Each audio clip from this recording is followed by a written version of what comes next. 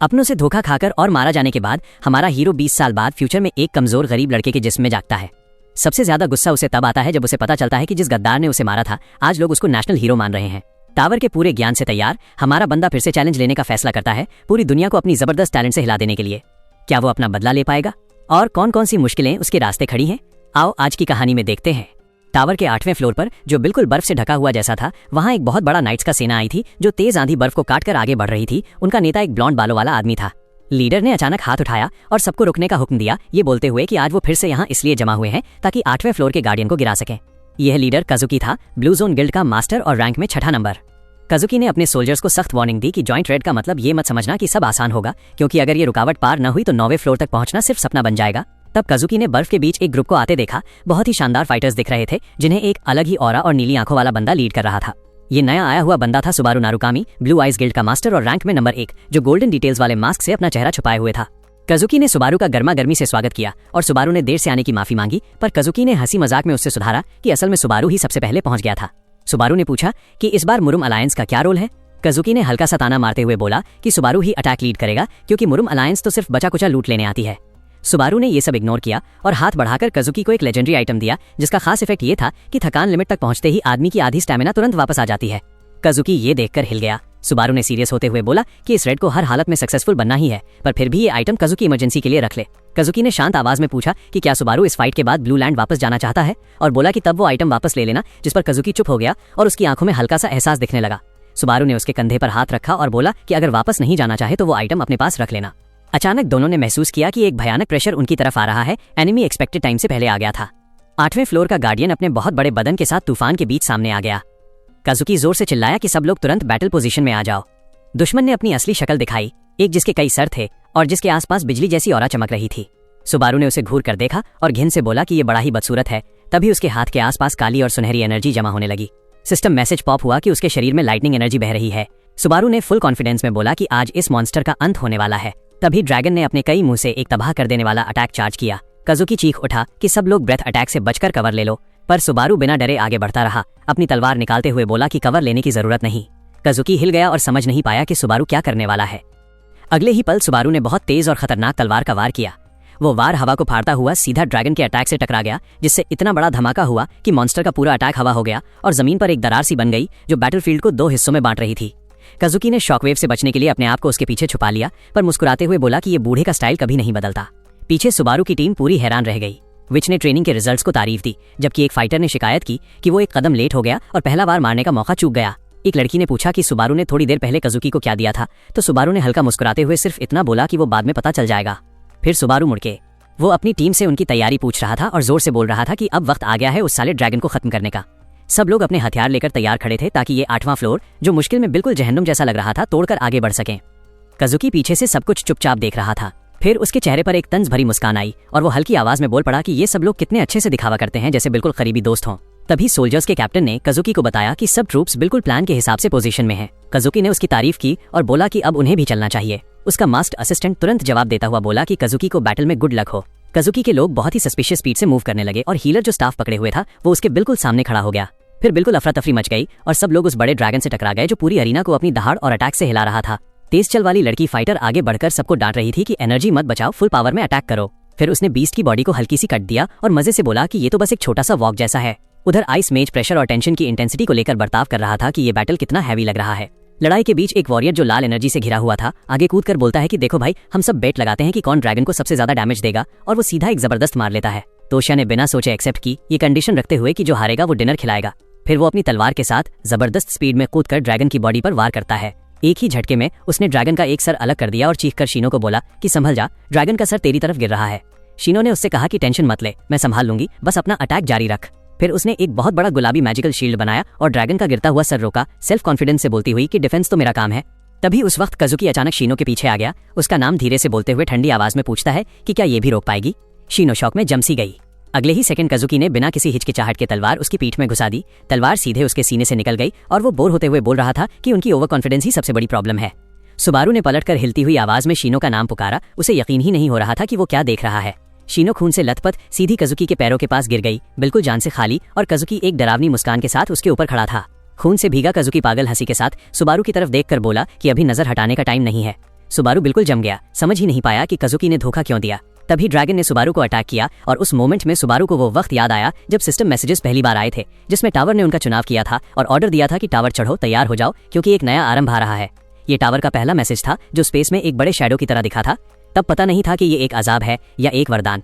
आज तक भी वो मैसेज एक अजीब पहेली बना हुआ है जिसका असली मतलब कोई नहीं समझ पाया, पर सब उसके हुक्म को मानना मजबूरी होता जा रहा था। इसलिए सब लोग टावर की चोटी तक पहुंचने की कोशिश में लगे हुए हैं जहां अब तक कोई नहीं पहुंचा। अलग अलग डायमेंशंस जैसे अर्थ, मुर्म और पता नहीं कितने दुनियाओं से लोग अपनी अपनी मिशंस लेकर टावर चढ़ते जा रहे हैं। पर हकीकत बहुत ही कठोर थी, क्योंकि सीन एक खौफनाक कत्लेआम में बदल गया जहां सुबारू के साथियों की लाशें चारों तरफ पड़ी थीं और वो अकेला खून के बीच खड़ा था। तेज तेज सांस लेते हुए सुबारू ने आसपास देखा को हराने के बाद और दिल में अपने साथियों को डांट रहा था कि वो भागे क्यों नहीं, जबकि उसने उन्हें ऑर्डर दिया था। उसे अफसोस हो रहा था कि उन्होंने उसकी बात नहीं मानी। वो थककर बीस्ट की लाश के सामने बैठ गया जिस मॉन्स्टर को हराना इम्पॉसिबल बोला जाता था, और आज वो काम उन्होंने कर लिया था। पर इस जीत का कोई मजा नहीं था, क्योंकि उसके दोस्तों की लाशें जमीन पर पड़ी थीं। वो दर्द से बोल पड़ा कि तुम सब कितने बड़े बेवकूफ थे, मैंने तुम्हें मरने की परमिशन अभी दी ही नहीं थी। सिस्टम अलर्ट्स एक के बाद एक पॉप हो रहे थे, बताते हुए कि स्टेटस की वजह से नेचुरल रिकवरी बंद हो चुकी है और इंडेक्स क्रिटिकल लेवल पर पहुंच गया है। सुबारू सोच रहा था कि अगर वो वापस लौट भी गया तो क्या होगा, क्योंकि सिस्टम स्ट्रिक्ट वार्निंग दे रहा था कि 100 पर पहुंचते ही पक्की मौत है। तभी उसकी आंखों में गुस्सा और हिम्मत की आग जल उठी। तभी कजुकी ठंडी सी चाल में उसके पास आया और उसे जैसे टाइटल से ताना मारकर तारीफ करता हुआ बोला। सुबारू हैरान होकर पूछने लगा कि आखिर कजुकी ने यह गद्दारी क्यों की। सुबारू ने जोर से चीखकर उससे सीधा सीधा जवाब मांगा। कजुकी उसके बिल्कुल पास आया और बोला कि वो पिछले 10 साल से इसी दिन का इंतजार कर रहा था और सुबारू ही वो बंदा है जो सबसे अच्छा तरह से इस बात को समझ सकता है। कजुकी और पास झुककर एक जहरीला सा स्माइल देता हुआ बोला कि यही एक तरीका था जिससे वो सुबारू को हरा सकता था। उसने जबरदस्ती मान लिया कि उसने जानबूझकर सुबारू का ध्यान भटकाया और ब्लू आइज गिल्ड के साथियों को इस्तेमाल किया ताकि सुबारू का फोकस टूट जाए, वरना वो सब उसके रास्ते में बड़ी दीवार बनकर खड़े होते। कजुकी ने पुरानी भड़की हुई नफरत निकालते हुए चीख चीख कर बोला कि सुबारू ने उसे जो कुछ दिया, इज्जत, मदद, साथ, सबने उसके दिमाग को पागल सा बना दिया और वह दोस्तों से ज्यादा दुनिया को चुन रहा है। फिर वो थोड़ा पीछे हटा और नकली दुख वाला चेहरा बनाकर बोला कि अब सबका आ गया है, इस नतीजे से कोई नहीं बच सकता। कजुकी ने निकाला और मजाक उड़ाते हुए बोला कि अब उसे इससे वापस लेने की जरूरत ही नहीं है जैसे पहले बोला था, क्योंकि शोड और फ्रूडा दोनों के हिसाब से ब्लू आइज गिल्ड अपने लीडर की मौत के साथ ही खत्म हो जाएगी। जाते हुए उसने सुबारू से ठंडी आवाज में बोला कि उदास मत हो, हिस्ट्री बुक्स में तो तू हीरो ही रहेगा, भले ही तू खुद देख नहीं पाएगा। सुबारू ने खून से भीगे चेहरे के साथ एक तंज भरी हंसी दी और बोला कि कजुकी हमेशा वही सुनता है जो वो सुनना चाहता है, बिल्कुल आखिरी पल तक।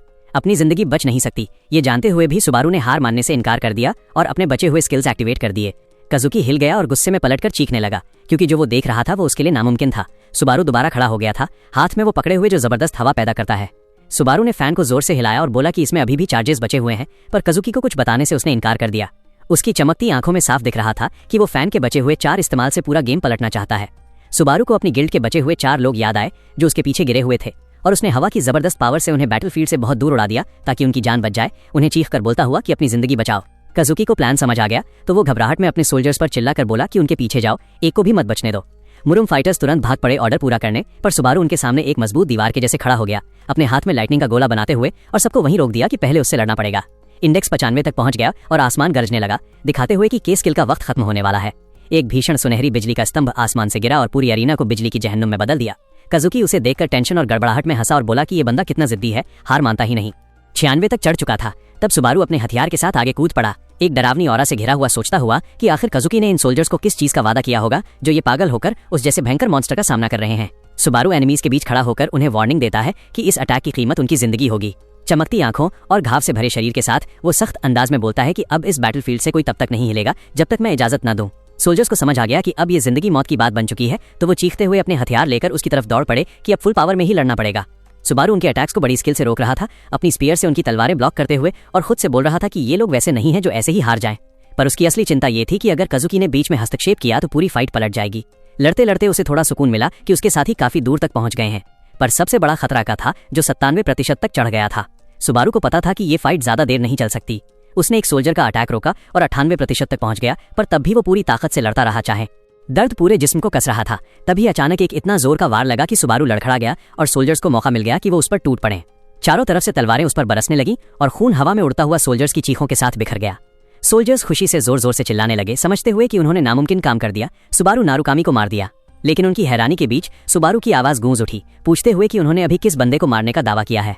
उसकी आंखों में सुनहरी रोशनी चमक रही थी। फिर एक धमाका हुआ और सुबारू के जिस्म से बिजली की तेजी से एनर्जी फूटी जो उसके आसपास के सोल्जर्स को झटके से हवा में फेंक गई जैसे वो खिलौने हों। अटैकर्स की लाशें उसके चारों तरफ गिर गए और सुबारू थकान से घुटनों पर गिर पड़ा। बचे हुए सोल्जर्स डर के मारे पीछे हट गए, फुसफुसाहट करते हुए कि ये आदमी तो असली मॉन्स्टर है, गिरता है पर मरता नहीं। काजुकी दूर से ये सब देख रहा था, ठंडी सी स्माइल के साथ मजाक उड़ाते हुए कि सुबारू का जमाना ऐसे आसानी से खत्म नहीं होने वाला। इसी वक्त इंडेक्स 99% तक पहुंच गया और लाल वार्निंग आई कि 100% पर सीधी मौत होगी। सुबारू ने अपनी बची कुची ताकत जोड़ी और काजुकी से बोला कि तुमसे ज्यादा कोई नहीं जानता कि आखिर में जीतने वाला हमेशा मैं ही होता हूँ। एक जोरदार चीख के साथ अपनी जीत का ऐलान करते हुए सुबारू ने अपनी आखिरी स्पीयर फेंक दी। बिजली से घिरी हुई वो स्पीयर पागल स्पीड से होते हुए सीधा टारगेट की तरफ दौड़ी। काजुकी का जूल हाथ में पकड़े खड़ा था, पूरी तरह श्योर कि उसकी जान बची रहेगी और उसने सुबारू को तंज भरी देनी शुरू की। लेकिन उसका मुंह तभी बंद हो गया जब स्पीयर सीधा जूल पर लगी और उसे चौकना करते हुए तोड़ दिया। उसकी बचने की पूरी प्लान एक पल में तबाह हो गया। सुबारू की होश की रोशनी धीरे धीरे धुंधली पड़ती गई, पर उसने दिल में तसल्ली से कहा कि आखिर में जीत उसकी ही हुई। चाहे उसका हाल कितना भी दर्दनाक था, चाहे वो काजुकी को गिरते हुए देख नहीं पाया, उसका आखिरी वार बिल्कुल सही जगह लगा था। अंधेरे में डूबी होशाली के बीच सुबारू ने हैरानी से सोचा कि अब उसका क्या होगा, क्या वो हमेशा के लिए इस खाली अंधेरे में अटका रहेगा। तभी एक बदबू उसकी सांसें छीनने लगी और एक अजीब सी आवाज उसके कानों में गई। उसने आंखें खोली तो अपने आप को एक गंदे मेटल के अंदर पड़ा हुआ पाया, एक गंदगी से भरी गली में। डर के मारे पूछने लगा, क्या ये जहन्नुम है? उसके सामने एक ब्लू स्टेटस स्क्रीन आई जिसमें लिखा था सुबारू होसो 1। वो उसे देखकर बिल्कुल शॉक में जम सा गया। तभी कुछ यादें उभरने लगी। कुछ लड़के उसका मजाक उड़ा रहे थे, कहते हुए कि वो एक है जिसके बहुत ही कमजोर हैं। उनके लिए ये बात बड़ा अपमान था और वो उसे तुच्छ नजर से देखते हुए उसका मजाक उड़ा रहे थे, याद दिलाते हुए कि कम से कम लेजेंडरी सुबारू नारुकामी का आधा बंदा बनने की कोशिश तो कर ले जो 20 साल पहले था। सुबारू हिल गया जब उसके दिमाग में एक आवाज घूमी जो उसकी 20 साल पहले वाली मौत का जिक्र कर रही थी। वो पास के शीशे में अपना चेहरा देखने लगा और शौक से समझ गया कि ये जिस्म उसका असली जिस्म नहीं है। डर और भरोसा न करने वाली हालत में उसने सोचा कि क्या वो कोई बुरा सपना देख रहा है। फिर घबराकर वो से छलांग लगाकर बाहर निकला और जमीन पर गिर गया, जोर जोर से सांस लेता हुआ। उसने देखा कि उसके पास एक टैबलेट डिवाइस पड़ा हुआ है। उसने समझा कि ये एक है जिससे वो ये सब समझ सकता है कि दुनिया में क्या हो रहा है, तो वो जल्दी से ब्लू आइज गिल्ड को सर्च करने लगा। रिजल्ट्स आए जिनमें ब्लू जोन को उसका सक्सेसर बताया गया, पर साथ ही सवाल उठ रहे थे कि गिल्ड इतनी कमजोर क्यों हो गई जबकि वो सुबारू नारुकामी की विल को लेकर चल रही है।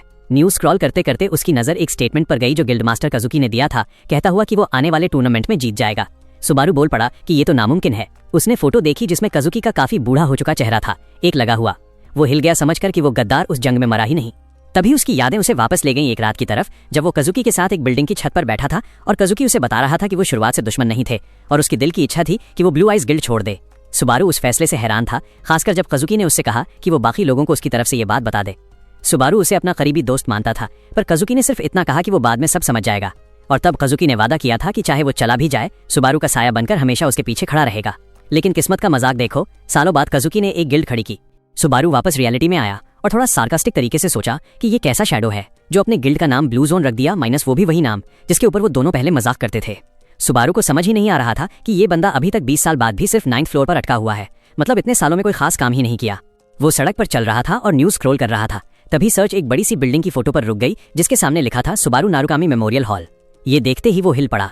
फिर वो बिना सोचे समझे सीधा वहां पहुंच गया, क्योंकि उसे यकीन ही नहीं हो रहा था कि वो जो देख रहा है वो सच है। बिल्डिंग उसकी सोच से ज्यादा बड़ा, ज्यादा शानदार और ज्यादा रॉयल निकला। अंदर जाते ही उसने देखा कि एक बहुत बड़ी सी उसकी फोटो हॉल के बीच में लगी हुई है।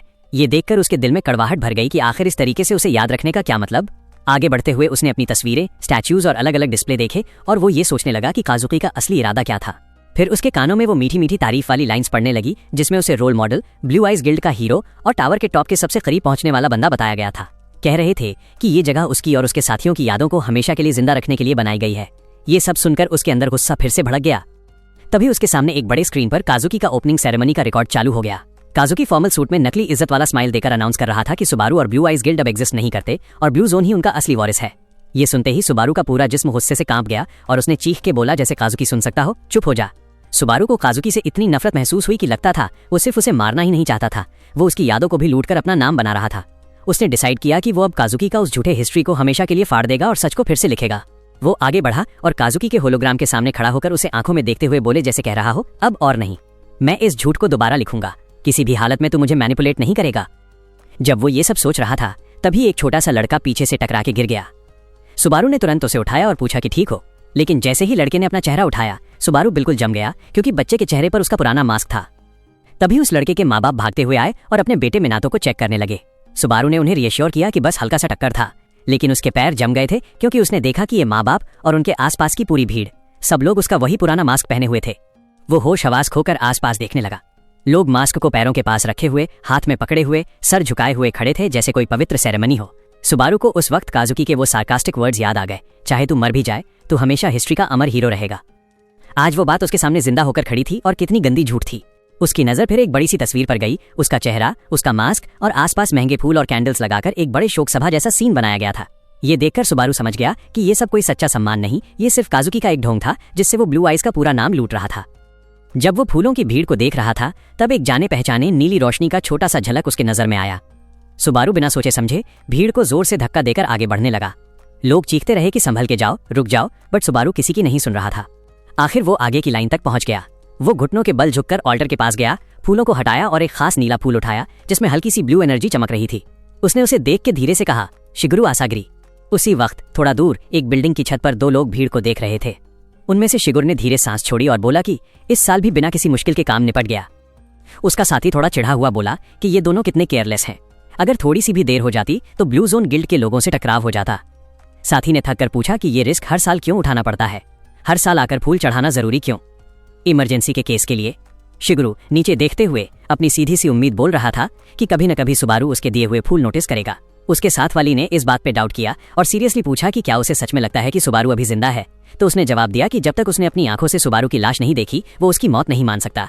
लड़की ने दर्द भरी रियलिटी के साथ बोला कि अगर वो जिंदा होता तो काजुकी उन्हें पहले ही ढूंढ लेता, और गुस्से में ये भी बोला कि अगर सुबारू जिंदा होता तो वो उन्हें 20 साल तक ऐसे वेट और देखते रहने के लिए कभी नहीं छोड़ता। तब सुबारू बिल्डिंग से जल्दी बाहर निकला, हाथ में फूल पकड़े हुए हाँप रहा था और अब उसे पूरा यकीन हो चुका था कि शिगुर अभी भी जिंदा है। सीन बदलकर सुबारू के छोटे और उदास कमरे में आता है जहां वो बेड पर बैठकर अपना टैबलेट स्क्रॉल कर रहा था और जिस बॉडी में वो आया था उस बंदे की गरीबी का मजाक उड़ा रहा था। सर्च रिजल्ट्स में ब्लू आइज गिल्ड का कोई भी निशान नहीं मिला, लेकिन उसके सामने रखा फूल शिगुर के जिंदा होने का जिंदा सबूत था। उसने समझा कि शिगुर जिंदा है, बस पिछले 20 साल से छुपकर और अंडरकवर जी रहा है। सुबारू ने दिमाग लगाकर नतीजा निकाला कि उनके गायब होने के पीछे काजुकी ही वजह है, क्योंकि काजुकी के नेचर को जानता था वो और उसे पता था कि वो सच का कोई भी विटनेस जिंदा नहीं छोड़ता। शांति से जीते हुए उसने पिछली लड़ाई के दौरान हुए बड़े ब्लास्ट का पल याद किया और सोचा कि क्या सिर्फ शिगुरी ही बचा था या हवा ने चारों को बचा लिया था। तब सुबारू को अपनी करंट सिचुएशन की सच्चाई समझ आई। जब तक काजुकी जिंदा है और कंट्रोल में है, अपने पुराने साथियों से कांटेक्ट करना सीधा मौत को बुलाना होगा। उसने खिड़की की तरफ देखा और अपनी कमजोरी और लाचारी को माना और ये भी समझा कि जबरदस्ती बीच में घुसना उसे सिर्फ मौत ही देगा। उसने अपने हाथों को देखकर पक्का इरादा किया और डिसाइड किया कि सबसे पहला और जरूरी स्टेप उसकी खोई हुई पावर वापस पाना होगा। सुबारू होसोई की यादों के बेस पर 2 दिन की तैयारी गुजरी और आखिरकार प्लेयर्स को क्वालिफाई करने वाली प्रिलिमिनरी ट्रेनिंग फेज शुरू हुई, जहां सुबारू अपनी तलवार पकड़कर खड़ा था। उसने ब्लेड को पूरे फोकस और पक्के इरादे के साथ देखा और खुद से बोला कि जिंदा रहना ही उसका इकलौता गोल है। जब तक सब जिंदा हैं, दोबारा मिलना कभी भी मुमकिन है। सीन टेस्ट हॉल में शिफ्ट होता है, जो एक शानदार रोमन एम्फीथिएटर जैसा लग रहा था, जहां बड़ा सा सुपरवाइजर हुगा सख्त और बोर नजरों से पार्टिसिपेंट्स को देख रहा था। एक पार्टिसिपेंट मॉन्स्टर को मारने के बाद बुरी तरह हाँप रहा था, तो हुगा ने ठंडे टोन में बोला कि वो मुश्किल से सक्सीड हुआ है, लेकिन अभी सब खत्म नहीं हुआ। सुपरवाइजर ने उससे पूछा कि क्या वो नेक्स्ट स्टेप ट्राई करना चाहता है जब वो थकान से हाँप रहा था। तब एक सिस्टम विंडो आई जिसमें बताया गया कि हर एक्स्ट्रा स्टेप के साथ गॉब्लिन्स की गिनती एक बढ़ती है और रिवॉर्ड भी बढ़ता है, जिससे पार्टिसिपेंट डर गया। उसने पीछे हटकर चीखते हुए सीधा मना कर दिया, क्योंकि एक साथ 3 गॉब्लिन्स का सामना करना उसके लिए पूरी पागलपन वाली बात थी। हुगा उसकी चीखने से इरिटेट हो गया और उसे फेल करने की धमकी दी। इस पर पार्टिसिपेंट ने भीख मांगी और बोला कि करंट स्टेज में वो पक्का सक्सीड हो चुका है। हुगा ने गॉब्लिन की लाशों को गंदी नजर से देखा और बोला कि लेवल इतना लो हो गया है कि उसे ऐसे कमजोर बंदे को पास करना पड़ रहा है। उसने अपने दिमाग में आइजैक वॉन रेनहार्ट की परफॉर्मेंस याद की, जो 20th स्टेज तक पहुंच गया था, और नोट किया कि पूरे ग्रुप में वही इकलौता है जिसमें थोड़ा पोटेंशियल दिख रहा है। उसने अपने टैबलेट को गहरी निराशा के साथ देखा और बोला कि इस ट्रेनिंग के स्टैंडर्ड्स बिल्कुल बर्बाद हो चुके हैं और रिक्रूट्स की क्वालिटी बिल्कुल नीचे गिर चुकी है।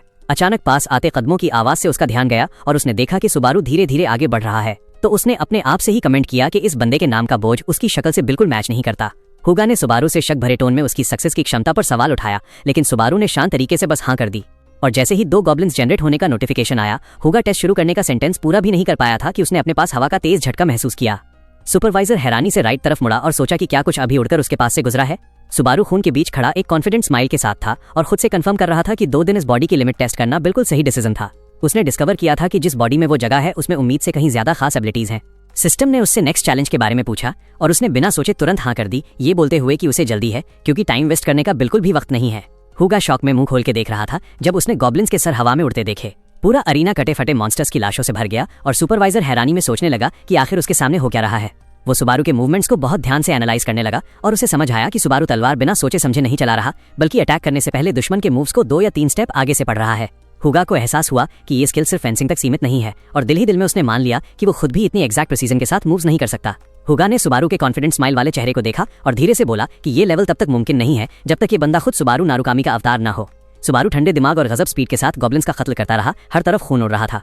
तब एक सिस्टम नोटिफिकेशन आई जिसमें बताया गया कि 49th स्टेज क्लियर हो चुका है और फाइनल बॉस चैलेंज कंफर्म करने को पूछा गया। सुबारू की आंखें चमक उठी, उसने चेहरे का पसीना पोंछा और बिल्कुल कैजुअली चैलेंज एक्सेप्ट कर लिया। अचानक जमीन फट गई और एक बहुत बड़ा हाथ बाहर निकला, फ्लोर तोड़ता हुआ, बॉस के आने का ऐलान करता हुआ, और चट्टानें हर तरफ उड़ने लगी। सुपरवाइजर हुगा घबराकर चीखने लगा। सुबारू को रोकने की कोशिश करते हुए उसे बेवकूफ बोलता रहा और याद दिलाता रहा कि वो असली नारुकामी नहीं है जो ऐसा कुछ कर सके। उसने सख्त आवाज में वार्निंग दी कि अगर अपनी जान प्यारी है तो आगे मत बढ़ो। इसी बीच सुबारू पूरी तरह जमकर बैटलफील्ड के बीच खड़ा था, जहां हर तरफ गॉब्लिन्स भरे हुए थे और सामने उनका बहुत बड़ा लीडर खड़ा था। गॉब्लिन किंग अपनी भयानक ऑरा के साथ सामने आया, पिछले 49 स्टेजेस में हुए सैक्रिफाइसेस को महसूस करके गुस्से से जल रहा था। हुगा अपनी बेचैन चीखें जारी रखता है, सुबारू से मांग करता है कि देर होने से पहले सरेंडर कर दे और कहता है कि इस लेवल पर गॉब्लिन किंग से लड़ना सीधा पागलपन है। सुपरवाइजर के लिए ये पूरा सीन एक सुसाइड मिशन था। वो जोर देकर बोलता है कि चाहे प्लेयर कितना भी स्किल्ड हो, वो अपने और मॉन्स्टर के बीच के भारी फिजिकल स्टैट्स के गैप को कभी पार नहीं कर सकता। सुबारू ये बात अच्छे से जानता था और उसे पता था कि उसके करंट स्टैट्स मॉन्स्टर के सख्त बॉडी को कोई खास नुकसान नहीं पहुंचा पाएंगे। फिर भी सुबारू पीछे हटने से मना कर देता है और अचानक अपनी तलवार हाथ से छोड़ देता है, उसे जमीन पर गिरने देता है। हुगा पागल हो जाता है सुबारू को अपना अकेला वेपन छोड़ते देखकर और हैरानी से सोचता है कि क्या ये बंदा पूरी तरह से दिमाग खो चुका है। तब वो दरिंदा एक जबरदस्त अटैक के साथ झपटा, लेकिन सुबारू ने शुरू से ही अरीना में कुछ अजीब नोटिस कर लिया था और उसे अपना फायदा बनाने का फैसला कर चुका था। बॉस अचानक रुक जाता है जब उसे महसूस होता है कि एक सुई उसकी टांग में घुस चुकी है। सुबारू जमीन पर घुटनों के बल बैठा हुआ दिखाई देता है, हाथ में तेज सुइयों का सेट पकड़े हुए, और तंज भरी मुस्कान के साथ मॉन्स्टर से पूछता है कि क्या वो हैरान है। सुबारू मॉन्स्टर को शर्त लगाने की पेशकश करता है कि पहले कौन गिरेगा, और धमकी देता है कि वो उसे छूने से पहले ही उससे छलनी बिल्कुल मधुमक्खी के छत्ते जैसा बना देगा। नीली एनर्जी से भरी नजरों के साथ सुबारू अपनी धमकी पूरी करने के लिए तैयार हो जाता है। बिजली की स्पीड से सुइयां छूटती हैं और बिल्कुल एग्जैक्ट निशाने के साथ मॉन्स्टर की आंखों और चेहरे को चीर देती हैं, जिससे गॉब्लिन किंग के गले से दर्द भरी चीख निकल पड़ती है। अंधा हो चुका मॉन्स्टर गुस्से से पागल हो जाता है और अपनी बड़ी कुल्हाड़ी को बिना देखे जमीन पर हर तरफ पटकता है, जबकि सुबारू फुर्ती से उसके आसपास घूमता रहता है और हर वार से बच जाता है। सुबारू जमीन पर उतरकर खड़ा होता है और अपने दुश्मन को ध्यान से देखने लगता है। अपनी यादों में घूमते हुए उसे घूमने वाली ताकत और उसका थ्रोइंग पावर से रिश्ता याद आता है और मिस रैना की वो बात याद आती है जब वो उसके गलत थ्रो करने पर उसे डांट रही थी और सिखाया था कि अगर सेंटर ऑफ ग्रेविटी समझ लिया जाए तो फाउंटेन पेन जैसी चीज भी जानलेवा हथियार बन सकती है। सुबारू ने उन लेसन्स को पूरी तरह अप्लाई किया और मॉन्स्टर के वाइटल पॉइंट्स पर बिल्कुल सही निशाने के साथ वार किया, जैसे सीधा बीच में टारगेट लग रहा हो। बड़ा सा मॉन्स्टर लड़खड़ा गया, उसकी गर्दन से खून तेज बहने लगा और उसका पूरा बदन सुइयों से भरा हुआ था। सुबारू पूरे कॉन्फिडेंस के साथ खड़ा था और खुद को समझा रहा था कि पावर रोटेशनल फोर्स के साथ प्रोपोर्शनल होती है और एक्यूरेसी हिचकिचाहट के उल्टे प्रोपोर्शनल होती है। दिल ही दिल में उसने माना कि ये सारे मूव्स रिया ने उसे सिखाए थे और बिना उसकी ट्रेनिंग के वो खुद भी इतनी सफाई से ये सब नहीं कर पाता। हुगा हैरानी से ये सब देख रहा था और उसे समझ आ रहा था कि गॉब्लिन की लाशें और जहरीली सुइयां पिछले स्टेजेस इसलिए गायब नहीं हुए थे क्योंकि टेस्ट अभी खत्म नहीं हुआ था, और हुगा शॉक में आ गया क्योंकि सुबारू ने इस सिस्टम मैकेनिक का फायदा उठाया जिसे सुपरवाइजर नॉर्मली ऑब्वियस मान लेता था। उसे समझ आया कि सुबारू सिर्फ फेंसिंग पर डिपेंड करके गॉब्लिन्स को काट नहीं रहा था, बल्कि थ्रोइंग टेक्निक्स का यूज करके अरीना से उठाए हुए छुपे हुए वेपन से उनके वीक पॉइंट्स को निशाना बना रहा था। हुगा के चेहरे से पसीना बहने लगा जब उसने सुबारू को जीनियस कहा, फिर खुद को सुधारा और सोचा कि जीनियस शब्द भी काफी नहीं है जो उसने अभी देखा। जब गॉब्लिन किंग अपनी आखिरी सांसें ले रहा था तब उसका बहुत बड़ा शरीर एक भारी आवाज के साथ गिर पड़ा, लड़ाई के खत्म होने का ऐलान करते हुए, और इसी बीच सुबारू बिल्कुल शांत तरीके से आगे बढ़ा और अपनी तलवार उठा ली। सुबारू गॉब्लिन किंग की बेजान लाश के सामने खड़ा हुआ और शांति से बोला कि उसके दिल में उसके लिए कोई दुश्मनी नहीं है, और फिर उसे पूरी तरह खत्म कर दिया। तब सिस्टम मैसेजेस आए जिन्होंने बॉस की हार और ट्यूटोरियल प्रोग्राम का 50th स्टेज पहली बार क्लियर होने का ऐलान किया। सुबारू ने अपने माथे से पसीना पोंछा और शिकायत की कि इतने हाई लेवल मॉन्स्टर को ट्रेनिंग स्टेज में डालना कितना जालिम है, चाहे ये सिर्फ ट्यूटोरियल प्रोग्राम ही क्यों ना हो। अचानक और नोटिफिकेशंस आने लगे जिसमें उसका लेवल बढ़ने और क्रेडिट और अचीवमेंट पॉइंट्स मिलने का ऐलान था। और सबसे इंपॉर्टेंट बात, ट्यूटोरियल शॉप ओपन हो गई जो सिर्फ इसी स्टेज में यूज हो सकती थी। सुबारू ये देखकर हक्का बक्का रह गया कि उसके पास 2425 अचीवमेंट पॉइंट्स थे, इतनी बड़ी गिनती जो उसने अपनी पिछली जिंदगी में भी कभी नहीं देखी थी। वो स्टोर ब्राउज करने लगा और देखा कि नॉर्मल टूल्स की प्राइस 5 से 200 पॉइंट्स के बीच थी, मतलब उसके पास बहुत ज्यादा पॉइंट्स बचे हुए थे। तब उसकी नजर अननोन डीमन स्वॉर्ड पर पड़ी। ये एक रेयर वेपन था जिसका दाम 1000 पॉइंट्स था, जो यूजर की हेल्थ और सॉइल को कंज्यूम करके कटिंग पावर बढ़ाता था और जो एक फेल्ड मैजिक ब्लैकस्मिथ ने बनाई थी। सुबारू को ये ऑफर काफी टेम्पटिंग लगा, लेकिन उसे याद आया कि उसकी लाइटनिंग स्किल भी हेल्थ कंज्यूम करती है, इसलिए ये स्वॉर्ड यूज करना बहुत बड़ा रिस्क हो सकता था। फिर उसकी नजर होली स्वॉर्ड मिरांडा पर गई जिसका दाम 1400 पॉइंट्स था, जो फटीग कम करती है और लड़ाई का टाइम बढ़ा देती है। सोचते हुए कि उसे डेमोनिक स्वॉर्ड नहीं बल्कि सेफ्टी चाहिए, सुबारू गहरी उलझन में पड़ गया कि डेमोनिक स्वॉर्ड की डिस्ट्रक्टिव पावर चूज करे या होली स्वॉर्ड की सेफ्टी, क्योंकि उसे दोनों ही परफेक्ट चॉइस नहीं लग रही थी। वो अपने इनिशियल पॉइंट्स खर्च करने के लिए समझदारी भरा फैसला लेने की कोशिश में खड़ा रहा। जब उसने लिस्ट और नीचे स्क्रॉल की तो उसे पता चला कि और भी नीचे स्क्रॉल हो सकता है, और तब उसकी नजर एक F रैंक स्किल पर पड़ी जिसका नाम वेज ऑफ ग्रीड था, जिसका दाम 1400 पॉइंट्स था और जिसका इफेक्ट ये था कि यूजर के यूज किए गए स्किल्स और टूल्स के साइड इफेक्ट्स को दबाना। हैरानी के मारे सुबारू के चेहरे से पसीना बहने लगा क्योंकि उसने पहले कभी ऐसी स्किल नहीं देखी थी जिसका ऐसा इफेक्ट हो। उसे तुरंत समझ आ गया कि ये स्किल डेमोनिक स्वॉर्ड के नेगेटिव इफेक्ट्स को रोक सकती है और शायद उसकी अपनी लाइटनिंग स्किल के साइड इफेक्ट्स को भी। बिना एक पल सोचे उसने रिस्क लेने का फैसला किया और वेज ऑफ ग्रीड और अननोन डीमन स्वॉर्ड दोनों खरीद ली। अपने ज्यादातर पॉइंट्स खर्च करके उसने डेमोनिक स्वॉर्ड समन की और टेस्ट की और पाया कि स्किल और वेपन के बीच की सिनर्जी बिल्कुल परफेक्ट है जैसे उसने सोचा था, और उसे सिर्फ एक स्किल पर डिपेंड करने से काफी बेहतर लगा। सुपरवाइजर हुगा ने बीच में टोककर उसकी चॉइस और आइटम कंपैटिबिलिटी की तारीफ की, लेकिन साथ ही ये भी बोला कि सुपरवाइजर होने के नाते वो इस चॉइस को समझ नहीं पा रहा। हुगा ने क्यूरियोसिटी से पूछा कि उसने वो खास स्किल क्यों चुनी, क्योंकि उसके हिसाब से वो बेकार और इनइफेक्टिव थी। सुबारू ने बोर होते हुए सांस भरी और पूछा कि क्या वो हर छोटी डिटेल एक्सप्लेन करे। सुबारू के टोन से हुगा गुस्सा हो गया तो सुबारू कांप गया डर का नाटक करते हुए माफी मांगी और बोला कि फॉर्मल तरीके से बात करना मुश्किल होता है। हुगा थोड़ा शांत हो गया और सोचा कि एग्जाम के बाद थकान की वजह से सुबारू ऐसा बिहेव कर रहा है और बोला कि इस बार वो बात जाने देगा। सुबारू ने उस बूढ़े सुपरवाइजर को देखा और अपनी यादें याद करते हुए समझा कि पास्ट का वो नाक बहने वाला बच्चा आज एग्जाम का सुपरवाइजर बन चुका है। उसी वक्त उसे याद आया कि एक टाइम पर हुगा नाम का एक लड़का शिली के पास आया था, बोलता हुआ कि वो सुबारू का फैन है और उससे ऑटोग्राफ मांगा था। सुबारू ने माफी मांगी कि उसके पास कोई सिग्नेचर नहीं है, तो उस लड़के ने सिर्फ अपना नाम लिखने को कहा, जो सुबारू ने लिख दिया। हुगा ने उस मौके का फायदा उठाकर अपने टाइम के मुकाबले आज की जनरेशन के मॉरल्स पर लेक्चर शुरू कर दिया, यूथ को एरोगेंट बताते हुए, जबकि सुबारू सोच रहा था कि टाइम बदल चुका है, बिल्कुल वैसे ही जैसे सर पर बचे हुए बालों की गिनती भी बदल चुकी है। सुपरवाइजर के दिमाग का फ्यूज उड़ गया। हुगा गुस्से से पागल हो गया जब सुबारू बिना पिछला सवाल का जवाब दिए चला गया, एग्जाम कॉन्फिडेंशियलिटी का बहाना बनाकर। सुपरवाइजर उस पर इल्जाम लगाता रहा कि वो इंटरनेट से ऊपर ऊपर की जानकारी लेकर आया है। हुगा उसके पीछे चीखता रहा, धमकी देता हुआ कि वो खुद उसे तमीज सिखाएगा। फिर उसने सिचुएशन संभालने की कोशिश की और सुबारू को चिवलरी गिल्ड ज्वाइन करने का ऑफर दिया, लेकिन सुबारू ने हाथ हिलाते हुए तुरंत और सीधा मना कर दिया। हुगा इस बात से हक्का बक्का रह गया कि एक सुपरवाइजर के रिक्रूट करने की कोशिश को किसी ने इतनी सीधी तरह रिजेक्ट कर दिया, और उसके सामने एक सिस्टम विंडो आ गई जिसमें पूछा गया कि क्या वो सेकंड फ्लोर पर जाना चाहता है। सुपरवाइजर हुगा ने सुबारू को पकड़ने की कोशिश की, उसे रुकने के लिए चीखता रहा, लेकिन सुबारू ने उसे पूरी तरह इग्नोर किया और गायब हो गया, बूढ़े को कंफ्यूजन में छोड़कर। हुगा अकेला खड़ा रह गया और उस लड़के के बिहेवियर पर अपनी गहरी निराशा जताता रहा। इसी बीच सुबारू सेकंड फ्लोर पर पहुंच चुका था और उसके पैर सिटी ऑफ बिगिनिंग्स की जमीन पर पड़े। शहर जिंदगी और हलचल से भरा हुआ था, जहां वेंडर्स की आवाजें गूंज रही थीं, रून टेरा के डीप सी रैग्स और स्पेशल सूखा हुआ मीट जैसे अजीब सामान बेचते हुए। सुबारू भीड़ के बीच चलता हुआ अलग अलग चीजों को नोटिस करता है, मरमर सिल्क से लेकर अर्थ लेदर जैकेट्स तक। इस जगह पर सच में वापस आने का एहसास होते ही उसे अंदर से समझ आ गया कि उसने एक ऐसा रेयर मौका हासिल किया है जो आमतौर पर किसी को नहीं मिलता, एक दूसरा चांस। और क्योंकि वो पहले भी ये सब देख चुका था, उसने डिसाइड किया कि इस बार चीजों को और बेहतर तरीके से हैंडल करेगा। उसे अपने पुराने साथी याद आए जो आग के पास बैठकर बातें किया करते थे, और उसने खुद से कसम खाई कि उन सब का बदला लेगा और उस भयानक अंजाम का भी जो उन सबको एक साथ ले डूबा था। सुबारू ट्रेनिंग बिल्डिंग की तरफ बढ़ा और अपनी नई स्किल्स और इक्विपमेंट टेस्ट करने के लिए एक प्राइवेट रूम मांगा। वहां का बूढ़ा एम्प्लॉय बोटोन में पूछता है कि वो कौन से फ्लोर से आया है। सुबारू ने छोटा सा जवाब दिया कि वो अभी ऊपर चढ़कर आया है। ट्रेनिंग बिल्डिंग ऐसी जगह है जहां लोग रोज आते जाते रहते हैं। एम्प्लॉय ने हाथ से कॉरिडोर की तरफ इशारा करके रूम नंबर 1 सजेस्ट किया, जिसमें एक भूसा वाला डमी होता है, और बोला कि ये उसके लेवल के लिए सबसे सही है। लेकिन सुबारू ने रूम नंबर 5 मांगकर उसे हैरानी में डाल दिया, जिससे एम्प्लॉय ने उसे बहुत शौक नजरों से देखा। एम्प्लॉय ने ईमानदारी से वार्निंग दी कि ये सिर्फ पैसे बर्बाद करना है और उसे पहले रूम पर ही रहने की सलाह दी। लेकिन सुबारू ने उसकी चिंता के लिए शुक्रिया कहा और 30 मिनट के लिए 5th रूम बुक करने पर जिद की। सुबारू ने 50 क्रेडिट्स दिए और कॉरिडोर में आगे बढ़ गया, जबकि एम्प्लॉय पीछे से चीख कर बोलता रहा कि अगर बीच में छोड़ कर गया तो पैसे वापस नहीं मिलेंगे, और उसे वान्नाबी हीरो कहकर ताना मारता रहा। रूम सिस्टम में जैसे जैसे रूम नंबर बढ़ता था, डिफिकल्टी भी बढ़ती जाती थी। जहां पहला रूम ट्रेनिंग डमीज का था और तीसरे रूम में बड़े बड़े पत्थर होते थे, इसलिए एक बिगिनर को मुश्किल रूम्स की तरफ जाते देखकर लोगों का तंज भरी नजर से देखना बिल्कुल नॉर्मल था। सुबारू ने लोहे का दरवाजा अपने पीछे बंद किया और अंधेरे में शुरू करने के लिए तैयार हो गया। उसने अननोन डीमन स्वॉर्ड निकाली जो लाल रोशनी छोड़ रही थी, और सिस्टम ने तुरंत यूजर को पहचान लिया। अचानक तलवार से भरी लाल एनर्जी फूट पड़ी और सुबारू की हेल्थ और मैजिक को कंज्यूम करना शुरू कर दिया, ताकि उसकी फिजिकल ताकत को कुछ वक्त के लिए जबरदस्ती बढ़ाया जा सके। लेवल 1 की वेज ऑफ ग्रीड स्किल तुरंत एक्टिवेट हुई, ताकि तलवार के भयानक रिकॉइल को रोका जा सके और थोड़ी सी हेल्थ वापस लाए। लेकिन ये रेजिस्टेंस पूरी तरह इफेक्ट को ब्लॉक नहीं कर पाई और सुबारू को हल्का सा थकान महसूस हुई। उसे समझ आ गया कि स्किल का पहला लेवल इसको झेलने के लिए काफी कमजोर है, और तलवार उसकी जिंदगी को लालच से पीती रही, और जैसे जैसे दर्द बढ़ता गया वैसे वैसे उसकी कॉम्बैट एबिलिटीज हेल्थ के लॉस के साथ डबल होती गई। सुबारू ने दांत भींचे और समझा कि ये इस वक्त उसकी मैक्सिमम लिमिट है, लेकिन ये सब उसकी उम्मीद के अंदर ही था, और बिना एक पल सोचे उसने तुरंत वेज ऑफ ग्रीड स्किल को अपग्रेड करने के लिए 10,000 क्रेडिट्स खर्च कर दिए। स्किल लेवल 2 पर अपग्रेड हो गई और अगला लेवल 20,000 क्रेडिट्स मांगता था। अपग्रेड हुई स्किल ने तलवार के रिकॉइल को कुछ हद तक रोक लिया, पहले से ज्यादा अच्छा रिजल्ट दिया, और भले ही तलवार अभी भी उसकी हेल्थ कंज्यूम कर रही थी, लेकिन मिलने वाली ताकत इतनी भयानक हो चुकी थी कि सुबारू ने अपने एक्सपेरिमेंट की सफलता का ऐलान कर दिया। सुबारू उछलकर ऊपर कूद गया, चमकती हुई तलवार उठाते हुए, और बोला कि अब इसकी डिस्ट्रक्टिव पावर टेस्ट करने का टाइम आ चुका है। बाहर एम्प्लॉय नींद से लड़ रहा था और अपने शांत ऑफिस में बॉर्डम और नींद से लड़ते हुए अचानक रूम नंबर 5 का दरवाजा खुला और सुबारू बाहर निकला, जिससे एम्प्लॉय वहीं का वहीं कांप गया। डर के मारे सोचने लगा कि क्या वो अभी भी सपना देख रहा है या जो देख रहा है वो सिर्फ हैलुसिनेशन है। बूढ़ा एम्प्लॉय रूम नंबर 5 के सामने खड़ा हो गया, चेहरे पर कंफ्यूजन के साथ खुद से बोलता हुआ कि वो बंदा सिर्फ 10 मिनट ही अंदर था। उसने नॉक किया और आवाज लगाई, ड्रीम बॉय, ताकि चेक कर सके। फिर धीरे से दरवाजा खोला और जो देखा उससे ऐसा शॉक लगा कि आवाज ही निकलना बंद हो गई और आंखें फटी की फटी रह गईं। पूरा रूम तबाह हो चुका था, दीवारों में दरारें थीं और जो बड़ा पत्थर ट्रेनिंग के लिए रखा था वो भी इतनी भयानक प्रिसीजन के साथ 2 टुकड़ों में कटा हुआ था, जिससे वो हैरानी में सोचने लगा कि आखिर यहाँ हुआ क्या। दूसरी तरफ सुबारू अपने होटल रूम में उठता है, जम्हाई लेता हुआ, सोचता है कि वो कितनी देर सोया होगा, क्योंकि बॉडी में अभी भी थोड़ी अकड़ सी लग रही थी।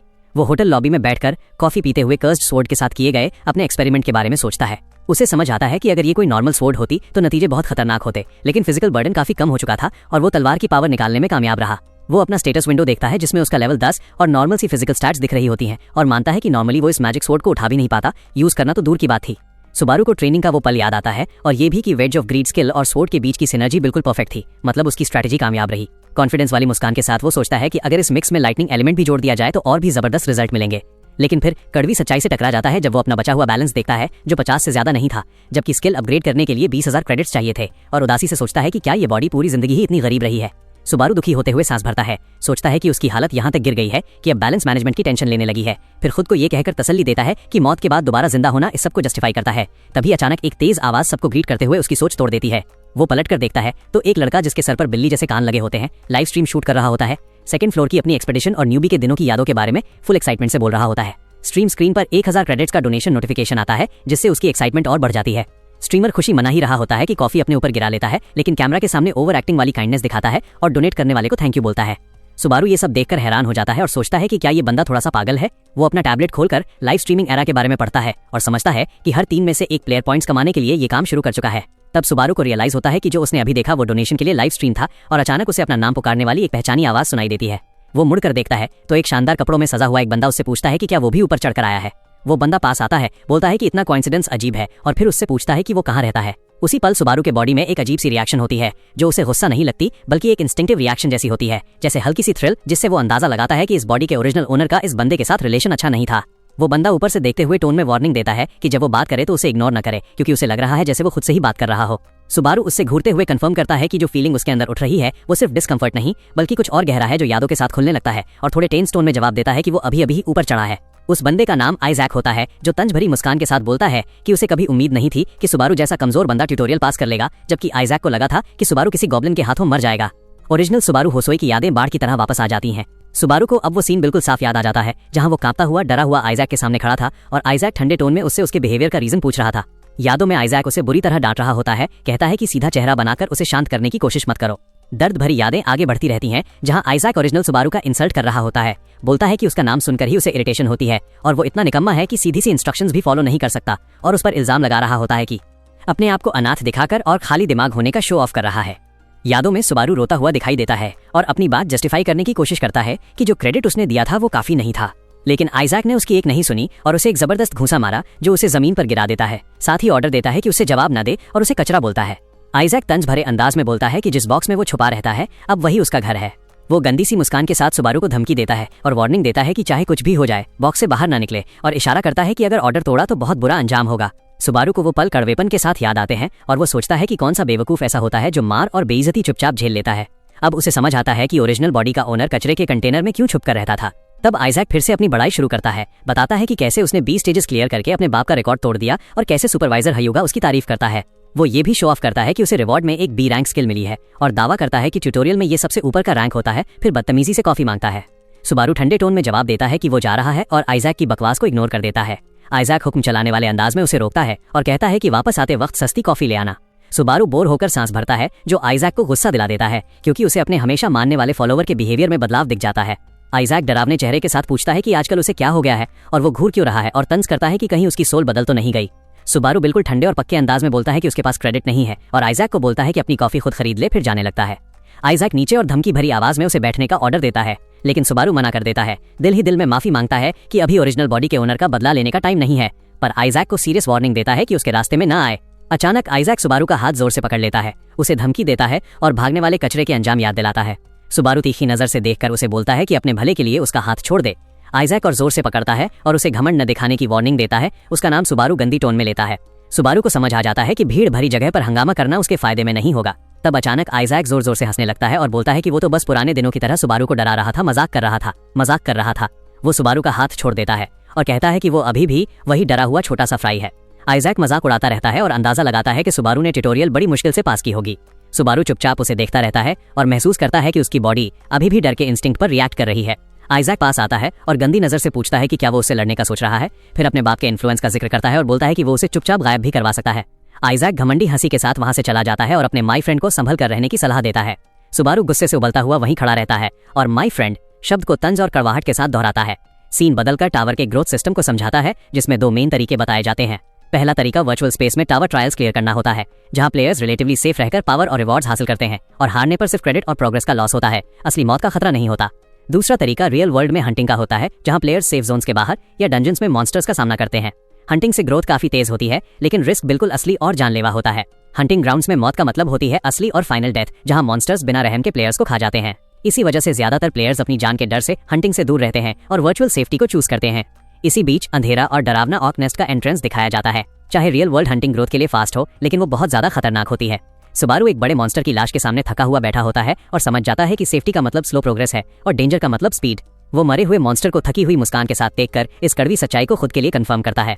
फिर वो अपना टैबलेट निकालकर न्यूज चेक करता है और शॉक हो जाता है जब वो किसी को अपनी नकल करते हुए लाइव स्ट्रीम में देखता है। वो नकली बंदा उस जैसा मास्क पहने होता है और 80,000 से ज्यादा फॉलोअर्स को ग्रीट करता हुआ थर्ड फ्लोर चैलेंज का ऐलान कर रहा होता है। सुबारू को अपने नाम और मास्क का फायदा उठाने वाले इतने सारे कॉपीकैट्स देखकर घिन महसूस होती है। अचानक स्ट्रीम पर एक नया मिशन आता है जिसका टाइटल होता है नारुकामी सुबारू एक बेवकूफ है और उसका रिवॉर्ड होता है 20,000 क्रेडिट्स। वो नकली बंदा खुशी और शुक्रिया के साथ तुरंत मिशन एक्सेप्ट कर लेता है। इसके बाद और भी बेकार पर पैसे वाला मिशन आते हैं, जैसे लोनली वॉलेट और आइडल ऑफ बॉल्डनेस, जिनमें बहुत ज्यादा पैसा मिल रहा होता है, जिसे देखकर सुबारू स्क्रीन को घूरते हुए हैरान रह जाता है। वो इम्पोस्टर अपने सपोर्टर्स को फुल एक्साइटमेंट के साथ थैंक यू बोलता है और प्रॉमिस करता है कि उनकी हर डिमांड पूरी करेगा। सुबारू कड़वाहट के साथ कंपेयर करता है कि कैसे वो नकली बंदा बस स्ट्रीमिंग करके आराम से पैसा कमा रहा है और यहाँ वो खुद अपनी जान रिस्क में डालकर मॉन्स्टर्स मार रहा है। सुबारू अपना बेकार सा बैलेंस देखता है जो 50 क्रेडिट से ज्यादा नहीं था और उस क्लाउन जैसे बंदे के ह्यूज प्रॉफिट को देखकर अफसोस करता है। वो उदास सा साइन लेता है और डिसाइड करता है कि वापस काम पर लगना पड़ेगा, क्योंकि लड़ने के अलावा उसके पास कोई चॉइस नहीं है। वो अपनी खून से भरी तलवार निकालता है और नए मॉन्स्टर्स का सामना करने के लिए रेडी हो जाता है। गुस्से में भरे हुए ऑक्स का एक नया ग्रुप सामने आता है और सुबारू सीधा उनकी तरफ दौड़ पड़ता है। अचानक एरिया बॉस ऑक जनरल अपनी भयानक ऑर्डर के साथ सामने आ जाता है। सुबारू बॉस और उसके गार्ड्स के सामने जमकर खड़ा हो जाता है। उनका मजाक उड़ाता है कि इस बार उनके पास जहरीली सुई नहीं है और कहता है कि आज उसके पास उनके लिए और भी बेहतर चीज है। Subaru wedge of greed skill use करता है, अपनी हेल्थ एब्जॉर्ब करके पावर बढ़ाता है और पागल सी मुस्कान के साथ बोलता है कि वो बिजी है और उसके पास टाइम नहीं है। वो ऊपर जंप करता है और एक ऑक के सर को पैर से कुचल देता है, जिससे उसकी थोड़ी हेल्थ और मेंटल एनर्जी वापस आ जाती है।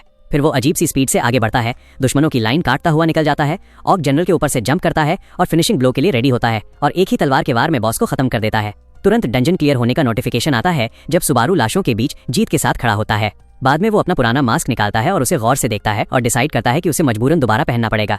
वो मिरर के सामने खड़ा होता है मास्क पहने हुए। स्ट्रीमर्स पैसा कैसे कमाते हैं ये अच्छे से समझने के बाद वो डिसाइड करता है कि अगर ये सब करेगा तो अपने तरीके से और पूरी ताकत के साथ करेगा। कॉन्फिडेंट टोन में बोलता है कि वही असली ओरिजिनल है। फिर वो एक लाइव स्ट्रीम स्टार्ट करता है जिसका टाइटल होता है नारुकामी सुबारू और ये चीज सुतिन एंटरटेनमेंट कंपनी के हेडक्वार्टर्स में हंगामा मचा देती है। वहाँ एक फीमेल एम्प्लॉय गुस्से के साथ स्ट्रीम देख रही होती है, लेकिन अचानक शॉक में चीख पड़ती है। उसकी कलीग भाग कर आती है और पूछती है क्या हुआ, जबकि वो हैरानी से स्क्रीन की तरफ उंगली दिखा रही होती है। वो एम्प्लॉय चीख रही होती है, गालियां दे रही होती है और भरोसा नहीं कर पा रही होती कि किसी ने एक ऐसा लगभग इम्पॉसिबल मिशन कंप्लीट कर दिया है जो सिर्फ 5 लोग ही कर पाए थे। उसकी कलीग उसे शांत करने की कोशिश करता है और सेल्फ सेंसरशिप सिस्टम याद दिलाता है जो गंदी लैंग्वेज पर फाइन लगाता है और पूछता है कि ये बंदा कौन है। वो अभी भी शॉक में होते हुए जवाब देती है कि नाम सुबोबी की है, जिससे उसका कलीग सोचने लगता है कि क्या ये भी कोई और इम्पोस्टर है या कोई नया मिक्स। तब वो एम्प्लॉय बताती है कि क्योंकि असली सुबारू गायब है, इसलिए जो सबसे स्ट्रॉन्ग कॉन्सेप्ट है वही ओरिजिनल के सबसे करीब होता है। ब्रॉडकास्टिंग कंपनी के ऑफिस में एम्प्लॉय हत्सुका थकी हुई आवाज में बड़बड़ा रही होती है कि कितने सारे लोग सुबारू नारुकामी बनकर घूम रहे हैं। उसका कलीग सोचता है कि क्या लाइव स्ट्रीमिंग का फील्ड सच में मर चुका है। हत्सुका जवाब देती है और उसे याद दिलाती है कि ये फील्ड ही उनकी रोजी रोटी है और कहती है कि टावर में जान रिस्क करने वाले प्लेयर्स को भी ये सब बोरिंग लगता है। उसका कलीग नापसंदगी के साथ पूछता है कि फिर उसने टावर चढ़ना क्यों छोड़ दिया और ऐसी जॉब क्यों पकड़ ली। हत्सुका फोन देखते हुए सीधा जवाब देती है कि वजह बॉर्डम थी। फिर वो इमोशनल हो जाती है और उसे डांटते हुए याद दिलाती है कि उसने खुद भी छोड़ दिया था और अगर उसके पास टाइम होता तो वो इस बकवास के बजाय असली टैलेंट ढूंढती। उस पर उसका कलीग शांति से मानता है कि उसने स्किल की कमी की वजह से गिव अप किया था। हत्सुका सिचुएशन पर कमेंट करती रहती है और कहती है कि उसका कलीग सिर्फ सुबारू नारुकामी से मिलने के लिए टावर चढ़ना शुरू किया था, इसलिए आइडल के गायब होने के बाद उसका जोश खत्म हो जाना नेचुरल है। अचानक वो शॉक में चीख पड़ती है और स्क्रीन की तरफ इशारा करती है। उसका कलीग घबरा कर भाग कर आता है और पूछता है कि क्या उसे कोई और अजीब बंदा मिल गया। वो एक नए लाइव स्ट्रीम की तरफ इशारा करती है जिसमें कोई सुबारू जैसे कपड़े पहने होता है। उसका कलीग इसे भयानक बोलता है। फिर वो गुस्से में चीखता है और कहता है कि वो सेकंड फ्लोर के 0 व्यू स्ट्रीम को क्यों देख रही है और इसे अपने टैलेंट स्काउट काम का इंसल्ट मानता है। लेकिन हत्सुका स्क्रीन को हैरानी से घूरे जा रही थी, धीरे से बोल रही थी कि जब भी वो उस मास्क को पहने हुए किसी को देखती है तो उसके अंदर अपने आप होप जग जाती है। अचानक हत्सुका ने स्ट्रीम पर 1000 क्रेडिट्स डोनेट कर दिए, जिससे उसका कलीग घुटनों पर गिर गया और माफी मांगने लगा। उधर सुबारू सेकंड फ्लोर के स्टार्टर डंजन में चल रहा था और बोल रहा था कि ये जगह जितनी मुश्किल नहीं है उतनी ज्यादा टेंस है। उसे अजीब सा प्रेशर महसूस हो रहा था, जैसे कोई उसे देख रहा हो, जबकि वो बिल्कुल अकेला था। सुबारू ने कुछ व्यूअर कमेंट्स नोटिस किए, जिसमें एक ने फ्लोर के बारे में पूछा तो उसने जवाब दिया कि ये उसका पहला चैलेंज है। एक और व्यूअर जिसका नाम लव मनी था, उसने बिगनर्स के लिए स्ट्रीमिंग के डेंजर के बारे में वार्म किया और बोला कि रास्तों की नॉलेज नहीं होती, जबकि सुबारू संभल कर आगे बढ़ रहा था। अचानक एक आंख वाली बैट सामने आई और उस पर झपट पड़ी। सुबारू ने तुरंत काउंटर किया और एक ही वार में उस बैट को खत्म कर दिया। मॉन्स्टर डिफीट का नोटिफिकेशन आया और एक अचीवमेंट पॉइंट मिला। सुबारू ने ठंडे टोन में व्यूअर्स से पूछा कि कोई प्रॉब्लम है क्या। वो अंधेरे डंजन में आगे बढ़ता रहा और कमेंट्स बढ़ने लगे। व्यूअर वाइट ने सुबारू के क्विक रिएक्शन की तारीफ की, जबकि लव मनी ने उसे लालच न करने और टीम का वेट करने की सलाह दी। लेकिन सुबारू बिना ज्यादा रिएक्शन दिए कमेंट्स पढ़ता रहा। सुबारू ने लव मनी को एडवाइस के लिए थैंक यू बोला, पर शांत तरीके से मना कर दिया, कहते हुए कि वो पॉसिबल नहीं है। सुबारू ने कॉन्फिडेंस के साथ अनाउंस किया कि उसे अकेला ही चैलेंज करना पसंद है, जिस पर व्यूअर्स ने मजाक उड़ाना शुरू कर दिया और उसकी पक्की बर्बादी प्रेडिक्ट करने लगे। सुबारू ने उनके तानों को इग्नोर किया जो उस पर नारुकामी सुबारू के नाम पर व्यूज लेने का इल्जाम लगा रहे थे, और उसने अपनी नजर सामने आए नए मॉन्स्टर पर जमा दी। जमीन के अंदर से मड निम्फ मॉन्स्टर झपट कर निकला, लेकिन सुबारू ने स्किल के साथ डॉस किया और अपनी डिमोनिक स्वॉर्ड से जानलेवा वार कर दिया। सुबारू ने डिसाइड किया कि वो अपनी लिमिट्स टेस्ट करेगा और देखेगा कि वो कितना आगे जा सकता है। मॉन्स्टर डिफीट का नोटिफिकेशन आया और 2 पॉइंट्स मिले, जबकि व्यूअर्स हैरानी से पूछने लगे कि ये सब अभी क्या हुआ। अचानक पूरी जगह मॉन्स्टर की चीखों से भर गई और बैट्स और मड निम्फ्स का एक ग्रुप निकल आया। सुबारू तूफान की तरह टूट पड़ा, अपनी लाल चमकती तलवार से लेफ्ट राइट मॉन्स्टर्स काटता चला गया। व्यूअर्स उसकी स्पीड और पावर देखकर स्टंट थे और समझ नहीं पा रहे थे कि उनके सामने क्या हो रहा है। लगातार नोटिफिकेशंस आने लगे मॉन्स्टर्स डिफीट होने के और पॉइंट्स मिलने के, जबकि सुबारू तलवार पकड़कर खड़ा था, सबको ये प्रूव करते हुए कि वो सिर्फ कॉपीकैट नहीं है बल्कि एक खतरनाक ताकत है। घने अंधेरे केव के बीच सुबारू अपने फॉलोअर्स को समझाना शुरू करता है कि सिर्फ आवाजों पर फोकस करके दुश्मन कहाँ है और कितने हैं ये कैसे पता लगाया जा सकता है। कमेंट्स फिर से मजाक से भर गए, उसे झूठा कहने लगे और बोलने लगे कि वो बिगनर होकर भी ज्ञान बांट रहा है। सुबारू ने अपना मास्क छुआ और सोचा कि अगर इन लोगों को उसकी सच्चाई पता होती तो वो समझ जाते कि उसके दिमाग में क्या चल रहा है। जब कमेंट्स उस पर नारुकामी सुबारू बनने का नाटक करने और उसकी पॉपुलैरिटी पर चढ़ने का इल्जाम लगाते रहे, सुबारू पूरी लगन के साथ आगे बढ़ता रहा, खुद से कहता हुआ कि अभी तक जो पॉइंट्स मिले हैं वो काफी नहीं है और यहाँ से जाने से पहले वो जितने हो सके उतने अचीवमेंट पॉइंट्स जमा करना चाहता है। व्यूअर्स उसकी प्रोग्रेस को तानों के साथ देख रहे थे, जहां एक ने मजाक में लिखा कि असली मर्द बिना बोले आगे बढ़ता है, और कुछ लोग पूछ रहे थे कि क्या वो इस डेंजरस जगह में आने से पहले कोई रिसर्च करके आया भी है या नहीं। अचानक सुबारू रुक जाता है और ऊपर की तरफ देखता है और एक भयानक सरप्राइज सामने आता है। केव की छत पूरी तरह एक आंख वाली बैट्स के बड़े झुंड से भरी हुई थी। सारे मॉन्स्टर्स ने एक साथ अपनी लाल चमकती आंखें खोल दी, जिससे व्यूअर्स में हंगामा मच गया और सबको उसकी पक्की मौत दिखने लगी, जैसे रिट्राई पक्का हो। उसी वक्त एक नया मिशन नोटिफिकेशन आता है व्यूअर माई ओनली स्ट्रीम की तरफ से, जो सिर्फ 100 क्रेडिट्स ऑफर करता है बदले में उन सब मॉन्स्टर्स को मारने के लिए, जिसे बाकी व्यूअर्स ने या तो एक खतरनाक ट्रैप माना या एक गंदी मजाक। लेकिन सुबारू ने सबको हैरान करते हुए बिल्कुल शांत तरीके से चैलेंज एक्सेप्ट कर लिया और 100 क्रेडिट्स के लिए व्यूअर को थैंक यू बोला। सीन वापस ब्रॉडकास्टिंग कंपनी में शिफ्ट होता है, जहां हत्सुका का कलीग गुस्से और फ्रस्ट्रेशन में टेबल पे मार रहा होता है क्योंकि वो 6th फ्लोर तक पहुंचने में फेल हो गया था। लेकिन वो तुरंत हत्सुका से माफी मांगता है उसे डिस्टर्ब करने के लिए और देखता है कि वो अपने डिवाइस पर पूरी तरह फोकस की हुई है। हत्सुका अपने डिवाइस पर कुछ अजीब नोटिस करती है स्क्रीन पर, तो उसके कलीग ने पूछा कि वो क्या देख रही है और अचानक इतनी शांति क्यों हो गई। तब अचानक हत्सुका बोली कि कुछ गलत है। वो आदमी हकलाते हुए अपनी सफाई देने लगा, कहने लगा कि अमाउंट ज्यादा नहीं है और उसके पास पैसे हैं भरने के लिए। जबकि हत्सुका अपने डिवाइस को शक से देख रही थी, उसका कलीग वादा करने लगा कि वो दोबारा गैम्बलिंग नहीं करेगा। लेकिन हत्सुका की आंखें और ज्यादा फैल गई हैरानी से जो वो देख रही थी, और उसने मना कर दिया कि वो उस बात की बात ही नहीं कर रही जिसका वो सोच रहा था। हत्सुका ने हैरानी से स्क्रीन की तरफ इशारा किया और नाम लिया नारुकामी सुबारू, जबकि उसका कलीग इस बात से और ज्यादा हैरान हो गया कि वो अभी तक वही स्ट्रीम देख रही है। आदमी के चेहरे पर असली खौफ आ गया और वो धीरे से बोलने लगा कि जो उसके सामने हो रहा है वो नामुमकिन है। स्क्रीन पर सुबारू बैट्स के बीच तूफान की तरह घूम रहा था। उसकी तलवार से लाल खून की लकीरें बन रही थीं, जिसे देखकर कमेंट्स में व्यूअर्स चीखने लगे। उन्हें यकीन ही नहीं हो रहा था कि ये 2nd फ्लोर का बिगनर लेवल है और उन्हें बैट्स पर तरस आने लगा। सब हैरानी से देख रहे थे कि वो अकेला हर एक वार में कितने मॉन्स्टर्स गिरा रहा है। लड़ाई की गर्मी में सुबारू को पास्ट में शिगुर की बातें याद आईं, जब उसने उसकी तारीफ की थी और कहा था कि वो कमाल का है क्योंकि उसकी सांस और नजर कभी भी नहीं हिलती, चाहे वो मिड स्ट्राइक अपनी तलवार की डायरेक्शन ही क्यों न बदल दे। शिगुर समझा रहा था कि देखने में लगता है जैसे वो एक ही वार में काट देता हो, लेकिन असल में वो दुश्मन के बहते हुए मूवमेंट्स को कैलकुलेट करता है और पहले ही अपनी एक्शन प्लान कर लेता है। सुबारू को याद आया कि उसने तब जवाब दिया था कि वो कुछ खास सोचता ही नहीं, जिससे शिगुर और कंफ्यूज हो गया था। उसे शिगुर का गुस्सा भी याद आया, जो बोल रहा था कि अच्छा होता अगर सुबारू ये सब इंस्टिंक्ट से न कर पाता और उसे इरिटेटिंग कह रहा था। ये सब याद करके सुबारू वापस रियलिटी में आया और बैट्स को चीरते हुए आगे बढ़ता रहा। अपने कम्युनिकेशन और कॉम्बैट के रूल फॉलो करते हुए नजर मिलाना, तुरंत अपना इरादा पहुंचाना और जब ग्रुप हो तो हर एक एनिमी को अलग अलग टारगेट न करना। सुबारू ने व्यूअर्स को समझाया कि एक आंख वाली बैट्स हमेशा अपना सर सीधा आगे धकेलकर अटैक करती हैं। उसने अंदाजा लगाया कि जितनी ज्यादा बैट्स होती हैं उतना ही बड़ा गैप वो खुद बना देती हैं, इसीलिए वो उन पर टूट पड़ा, उनके कलेक्टिव रश का फायदा उठाते हुए। सुबारू लाशों के बीच खड़ा था, उसकी तलवार से खून टपक रहा था, लेकिन कमेंट्स उसकी एक्सप्लेनेशन पर एतराज कर रहे थे, कह रहे थे कि उसने कुछ क्लियर नहीं किया और जो व्यूअर उसे बिगिनर बोल रहा था वो माफी मांगने को कह रहा था। सुबारू शांत खड़ा रहा जब एक व्यूअर ने उसकी एक्सप्लेनेशन को ऐसे कंपेयर किया जैसे कोई बोले कि अगर पैर आगे रखो तो चल सकते हो। सुबारू ने अंदर ही अंदर सोचा कि बात समझाना सच में मुश्किल काम है। तब व्यूअर लव मनी, जो चैलेंज का ओनर था, उसने याद दिलाया कि क्रेडिट्स लेना मत भूलना। तब सुबारू को अचानक बात याद आई। सुबारू कंफ्यूजन में अपने टैबलेट पर टैप करने लगा, जिससे व्यूअर्स को लगा शायद स्ट्रीम बफर हो रही है या बंद हो गई है। सुबारू बिल्कुल अनजान सा स्क्रीन को घूर रहा था, सोच रहा था रिवॉर्ड कैसे एक्सेप्ट करे, और कमेंट्स में उसकी बिल्कुल जीरो टेक्निकल स्किल्स पर हंसी की लहर आ गई।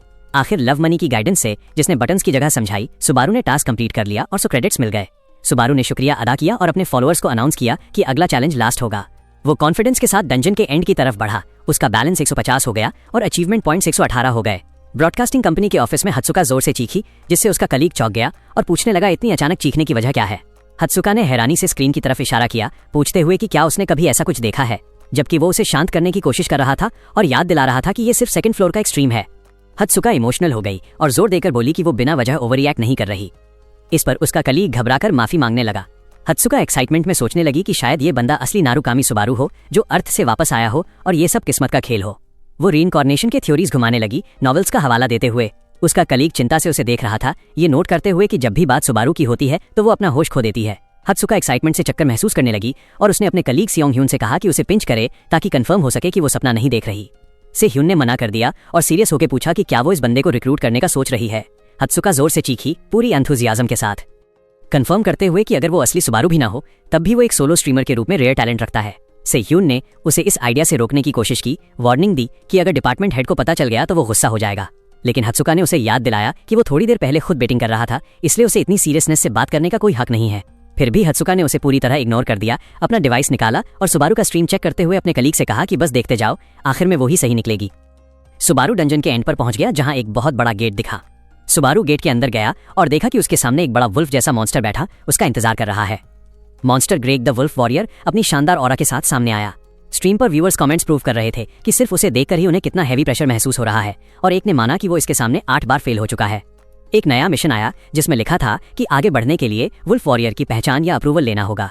सुबारू ने समझाया कि वुल्फ वॉरियर कोई नॉर्मल मॉन्स्टर नहीं है जिसे हंट किया जाए, बल्कि ये गेटकीपर है जो प्लेयर्स की ताकत टेस्ट करता है और डिसाइड करता है कि वो आगे जाने के लायक हैं या नहीं।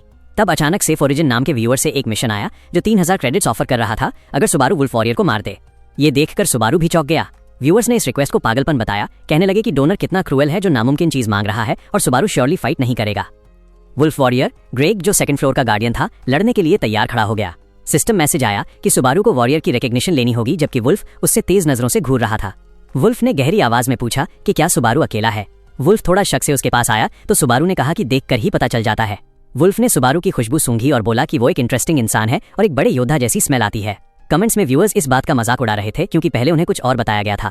सुबारू ने अंदर ही अंदर समझाया कि वुल्फ ट्राइब के वॉरियर्स के पास स्पेशल सेंस होती है जिससे वो सिर्फ बॉडी की स्मेल नहीं बल्कि इंसान की एसेंस तक देख सकते हैं। फिर वुल्फ ने अनाउंस किया कि सुबारू के पास करने की क्वालिफिकेशंस है। वुल्फ ने टेस्ट खत्म होने का ऐलान किया और सुबारू को आगे जाने दिया। व्यूअर्स हैरान थे इस अनएक्सपेक्टेड पैटर्न को देखकर, लेकिन सुबारू हिला भी नहीं। उसने धीरे से कहा कि ये तो उसकी पिछली जिंदगी में भी नहीं हुआ था और अफसोस जताया क्योंकि उसका टारगेट गेट नहीं बल्कि वुल्फ खुद था। वुल्फ चौंक गया और पूछा कि क्या वो उसी की बात कर रहा है, गेट की नहीं। सुबारू ने ठंडे अंदाज में हाँ कहा। मास्क के पीछे उसकी आंखें चमक रही थी और बोला कि किसी ने उससे वुल्फ को मारने को कहा है। वुल्फ ने अपने दांत दिखाकर जंगली सी मुस्कान दी और माना कि सुबारू के अंदर सच में एक महायोद्धा की रूह है जैसे उसने सोचा था। सुतिन एंटरटेनमेंट के हेडक्वार्टर्स में डिपार्टमेंट मैनेजर जॉन टील गुस्से में अपने कीबोर्ड पर जोर जोर से टाइप कर रहा था और वर्क रिपोर्ट्स देख रहा था। उसने सीरियस आवाज में पूछा कि जिस लाइव स्ट्रीम को वो देख रहे हैं उसका करंट व्यूअर काउंट क्या है। तो एम्प्लॉय सियोंग ह्यून ने घबराते हुए बोला कि लगभग 20 लोग हैं, लेकिन हत्सुका ने तुरंत बीच में टोककर सीधा मना कर दिया। उसने ठंडे दिमाग से करेक्शन की, बोली कि नंबर अब 30 से ऊपर हो चुका है और मन ही मन उसे बेवकूफ कहा। मैनेजर ने उन दोनों को तेज और शक भरी नजर से देखा और पूछा कि क्या वो मजे ले रहे हैं और टाइम वेस्ट कर रहे हैं। उसने उन्हें जोर से डांटा, पूछा क्या उन्हें लगता है उसे उनकी गैम्बलिंग और ऑफिस टाइम में स्ट्रीम देखने की आदत का पता नहीं है, और उन्हें याद दिलाया कि उनका काम प्रॉमिसिंग टैलेंट ढूंढना है। लेकिन हत्सुका ने उसकी डांट को पूरी तरह इग्नोर कर दिया, स्क्रीन पर ही नजर जमाए रखी और धीरे से बोली कि नंबर 30 हो गया है। इस बात से मैनेजर और भड़क गया और चिल्लाया कि ये मैटर ही नहीं करता। मैनेजर ने ताना मारते हुए कहा कि इतनी स्किल है तो खुद स्ट्रीम कर ले, यहाँ टाइम वेस्ट करने के बजाय। तब अचानक हत्सुका ने एक्साइटमेंट में जोर से चीख कर कहा कि नंबर 40 से भी ऊपर चला गया है। पीछे से मैनेजर गुस्से में चिल्लाता रहा और उससे सुनने को कह रहा था। दूसरी तरफ सेकंड फ्लोर के बैटलफील्ड पर सुबारू वुल्फ वॉरियर के सामने खड़ा था जो उसे फाड़ देने के लिए गुर्रा रहा था। सुबारू ने अपनी तलवार को जोर से पकड़ा और खुद को हुक्म दिया कि किसी और चीज के बारे में ना सोचे, सिर्फ फाइट पर ध्यान दे, जबकि अननोन डीमन स्वॉर्ड उसकी लाइफ फोर्स को एब्जॉर्ब करना शुरू कर चुकी थी। उसकी बॉडी स्टैट्स और पावर, जितनी एनर्जी कंज्यूम हो रही थी उसके साथ साथ बढ़ रही थी और वो अपनी सांस को शांत रखने की कोशिश कर रहा था ताकि सिचुएशन कंट्रोल में रहे। Level 2 wedge of greed skill तलवार के साइड इफेक्ट्स को रोकने का काम कर रही थी और सुबारू ने खुद को अपने यूजुअल स्टाइल में लड़ने के लिए एनकरेज किया। भले ही इस नए बॉडी में ये उसकी पहली फाइट थी। वुल्फ ने अपने तेज और नुकीले पंजों से झपट्टा मारा, हवा और जमीन दोनों को चीरते हुए एक वाइड अटैक के साथ। जब सुबारू ने तलवार से वुल्फ के पंजों को रोका तो जबरदस्त टकराव हुआ और चिंगारियां उड़ गईं। मॉन्स्टर ने तेजी और गुस्से से लगातार हमले किए, जबकि सुबारू मुश्किल से डॉज और ब्लॉक कर पा रहा था वुल्फ की भयानक स्पीड के सामने। सुबारू ने समझ लिया कि उसका अपोनेंट कितना ताकतवर है, क्योंकि पंजे हर तरफ से बिना रुके आ रहे थे। उसने दिल ही दिल में मान लिया कि सीधी फिजिकल स्ट्रेंथ में इस बीस्ट को मैच करना नामुमकिन है। लेकिन उसने तुरंत एक दूसरी स्ट्रैटेजी बनाना शुरू की। वुल्फ अपना अटैक जारी रखता हुआ सुबारू की रेजिलियंस की तारीफ करता है, पर साथ ही गर्व से चिल्लाता है कि सुबारू उसके लेवल का नहीं है और उसे हरा नहीं पाएगा। सुबारू डिफेंड करते हुए पीछे हटता रहा और स्ट्रीम पर कमेंट्स आने लगे जो उसकी पक्की हार प्रेडिक्ट कर रहे थे, कहते हुए कि वो सिर्फ डिफेंस खेल रहा है और मॉन्स्टर की पावर बहुत ज्यादा है। कुछ व्यूअर्स ने सलाह दी कि थोड़ी कोशिश के बाद वापस आए और इम्पॉसिबल मिशन के ओनर को ही दोष देने लगे, जबकि सुबारू थोड़ा पीछे हटकर सांस लेने लगा। सुबारू ने तेज दिमाग चलाया और समझ गया कि जीतने के तरीके सिर्फ ताकत से ज्यादा भी होते हैं। वुल्फ ने डुएल के खत्म होने का ऐलान किया, फाइट एंजॉय करने के बाद अपना फिनिशिंग ब्लो देने के लिए तैयार हो गया। बीस्ट ने जमीन पर इतनी जोर से वार किया कि पत्थर टूट गए और धूल का बादल उठ गया, लेकिन अचानक सुबारू धूल के बीच से अटैक करता हुआ निकल आया और बीस्ट को जवाब दिया कि ये तो उसकी लाइन थी, बोलते हुए कि वुल्फ के अटैक्स एक तरफा और बहुत प्रेडिक्टेबल हैं। ये सुनकर वुल्फ हैरान रह गया। सुबारू ने अपनी जबरदस्त एजिलिटी से बीस्ट के दांत और पंजों से बचाव किया, कहते हुए कि उसके अटैक्स डॉज करना आसान है। उसने मौका पकड़ा और सीधा एक कटिंग ब्लो मॉन्स्टर के बॉडी पर मारा, जिससे वुल्फ दर्द से चीख उठा। फिर उसने एक जबरदस्त सीधा नीचे आता हुआ तलवार का वार किया जो वुल्फ की छाती को चीर गया और खून चारों तरफ बिखर गया।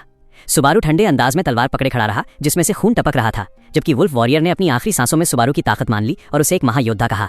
सुबारू बैटलफील्ड के बीच खड़ा था, हर जगह खून फैला हुआ था और सिस्टम स्क्रीन्स उसके सामने आ गए जिन्होंने वुल्फ वॉरियर पर उसकी जीत का ऐलान किया, बताया कि उसका लेवल 2 बार बढ़ा है और उसके स्ट्रेंथ और एजिलिटी पॉइंट्स भी इंक्रीज हुए हैं। और नोटिफिकेशंस आए जिसमें फोकस और मैजिक पावर बढ़ने और एक साथ 500 अचीवमेंट पॉइंट्स मिलने की जानकारी थी।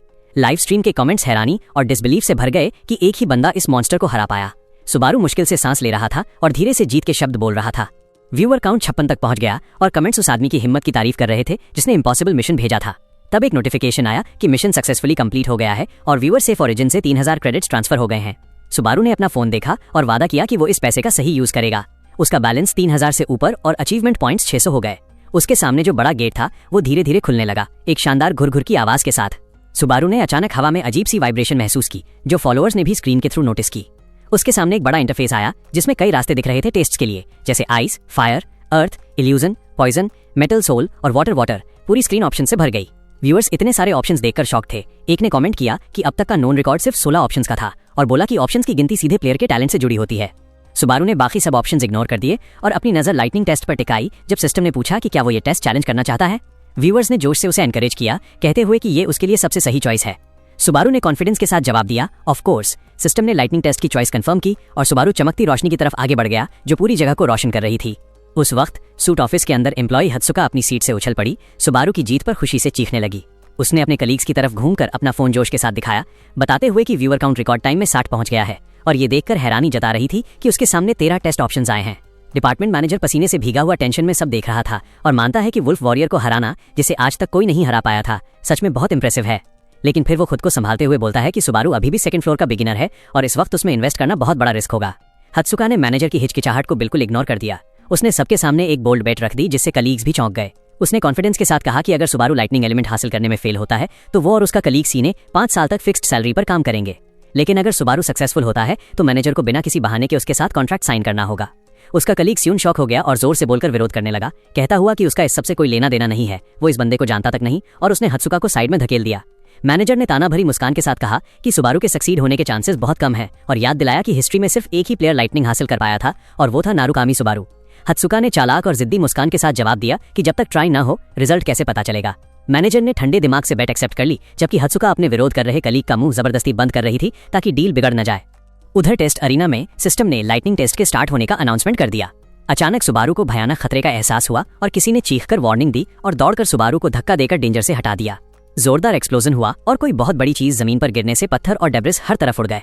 जब धूल बैठी तो एक बहुत बड़ा सफेद मॉन्स्टर दिखा जो अपने मसल्स फ्लेक्स कर रहा था और जो बंदा सुबारू को बचाया था वो उसे डांट रहा था, पूछते हुए कि क्या वो मरना चाहता है।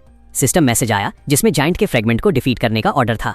सुबारू घुटनों के बल जमीन पर था, हैरानी से सोच रहा था कि ये मॉन्स्टर यहाँ कैसे आ गया।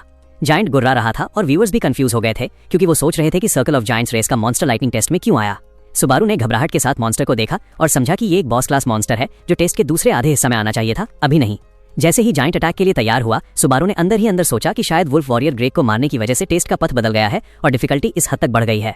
जायंट के फ्रेगमेंट ने अपना भारी क्लब घुमाया और जमीन पर दे मारा, जिससे भारी तबाही हुई और पत्थर हर दिशा में उड़ गए। सुबारू हल्की फुर्ती से अटैक डॉज कर गया और अंदर ही अंदर नोट किया कि इतना बड़ा होने के बावजूद इस मॉन्स्टर का physical build wolf warrior Greg से काफी कमजोर है और इस जानकारी के लिए उसने अपनी किस्मत को थैंक्स कहा। जो बंदा उसे बचाया था वो फिर चीख कर डांटा, कहता हुआ कि उसने बेकार में मेहनत की और तुरंत भागकर अपनी जान बचाने को बोला। सुबारू ने डिसाइड किया कि किसी और इंटरप्शन से पहले फाइट जल्दी खत्म करनी होगी। उसने अपनी तलवार निकाली और unknown demon sword skill activate की जो यूजर की हेल्थ एब्जॉर्ब करके कॉम्बैट स्टैट्स बढ़ाती है। डैमेज को लिमिट करने के लिए उसने level 2 wedge of greed activate की ताकि तलवार के वायलेंट रिकॉइल को रोका जा सके। जायंट की तरफ बढ़ते हुए अटैक के सामने सुबारू ने उसके भारी पंच और स्टॉम्प को एजिलिटी से डॉस किया, जहां जमीन उस अटैक के वजन से टूट गई। पीछे हटने के बजाय सुबारू ने खुद को लॉन्च किया और बिजली की स्पीड से जायंट के फैलाए हुए हाथ पर दौड़ता हुआ ऊपर चढ़ गया। मॉन्स्टर समझ ही नहीं पाया कि हो क्या रहा है जब तक सुबारू हवा में उसके पीछे पहुंच चुका था, अटैक के लिए रेडी। सुबारू जायंट के कंधे पर उतरा और जोर से तलवार घुसा दी, जिससे खून हर तरफ उछल पड़ा। बीस्ट दर्द से गर्जा, लेकिन सुबारू ने ठंडी नजर से उसे देखा और उसकी तेज आवाज पर इरिटेट होते हुए कुछ बोला। फिर एक फैसला कुन मूव के साथ उसने फाइनल ब्लो दिया और मॉन्स्टर को कहा कि अपनी पूरी जिंदगी के लिए चुप हो जा। जायंट की गर्दन से खून फूट पड़ा और उसका बड़ा सा शरीर बेजान होते हुए नीचे गिर गया। जमीन पर गिरते ही सिस्टम मैसेज आया, जिसमें जायंट के फ्रेगमेंट की हार का अनाउंसमेंट हुआ और 4th स्टेज क्लियर होने की बात कही गई। स्ट्रीम पर देख रहे फॉलोअर्स हैरान रह गए। उन्हें समझ ही नहीं आ रहा था कि ये बंदा अचानक कैसे सीधा 4th स्टेज पर पहुंच गया। इसके बाद नोटिफिकेशंस आए, जिसमें बताया गया कि सुबारू का लेवल बढ़ गया और उसकी स्ट्रेंथ, एजिलिटी, हेल्थ और मैजिक पॉइंट सब इंक्रीज हो गए। इसके साथ ही उसे एक साथ 4000 अचीवमेंट पॉइंट्स मिले और 2 रेयर आइटम्स भी मिले, हार्ट ऑफ द जायंट और लाइटनिंग बोल्ट आर्मर। कमेंट्स में लोग रिवॉर्ड्स की ज्यादा जेनरोसिटी और इस बात पर शौक दिखा रहे थे कि वुल्फ वॉरियर को मारने के बाद उसने एक ही झटके में स्टेज 1 से स्टेज 4 तक क्लियर कर लिया। जो बंदा सुबारू को बचाने आया था वो हांफते हुए वापस दौड़ कर आया और फॉलोअर्स ने उसे फैल्कन पहचान लिया। शौक के मारे फैल्कन हिचकिचाते हुए पूछता है कि सुबारू असल में है क्या। सुबारू ठंडे अंदाज में अपनी तलवार को साफ करते हुए कहता है कि ये तो देखकर ही समझ आ जाता है। सुबारू एक हीरोइक पोस्चर में खड़ा होकर अनाउंस करता है कि वो ही वो बंदा है जो जायंट को हराने आया था, जबकि कमेंट्स उसके वेग जवाब का मजाक उड़ा रहे थे। फिर सीन शिफ्ट होता है एक शांत से गांव में, जहां सुबारू एक इन के अंदर जाकर बेड पर बैठकर थोड़ा रेस्ट लेता है। स्ट्रीम के फॉलोअर्स डिमांड करते हैं कि वो अपने मिले हुए आइटम्स दिखाए। उन्हें लगता है कि ये आइटम्स मैजिक या रेयर रैंक के होंगे। सुबारू मुस्कुराते हुए मान जाता है, कहता है कि उसे खुद भी अपना लूट चेक करने का मन है। सुबारू पहला आइटम दिखाता है हार्ट ऑफ द जायंट, जो एक रेयर रिंग है जो हेल्थ को 2 पॉइंट से बढ़ाता है और रिकवरी भी बूस्ट करता है, और वो इसके इफेक्ट की तारीफ करता है। फिर वो दूसरा आइटम दिखाता है लाइटनिंग बोल्ट, जो एक रेयर आर्मर है, डिफेंस को 5 पॉइंट्स बढ़ाता है, लाइटनिंग पावर से भरा हुआ है और इसमें एक एक्टिव स्किल भी है जो दिन में एक बार नेगेटिव स्टेटस इफेक्ट्स को कैंसिल कर देता है।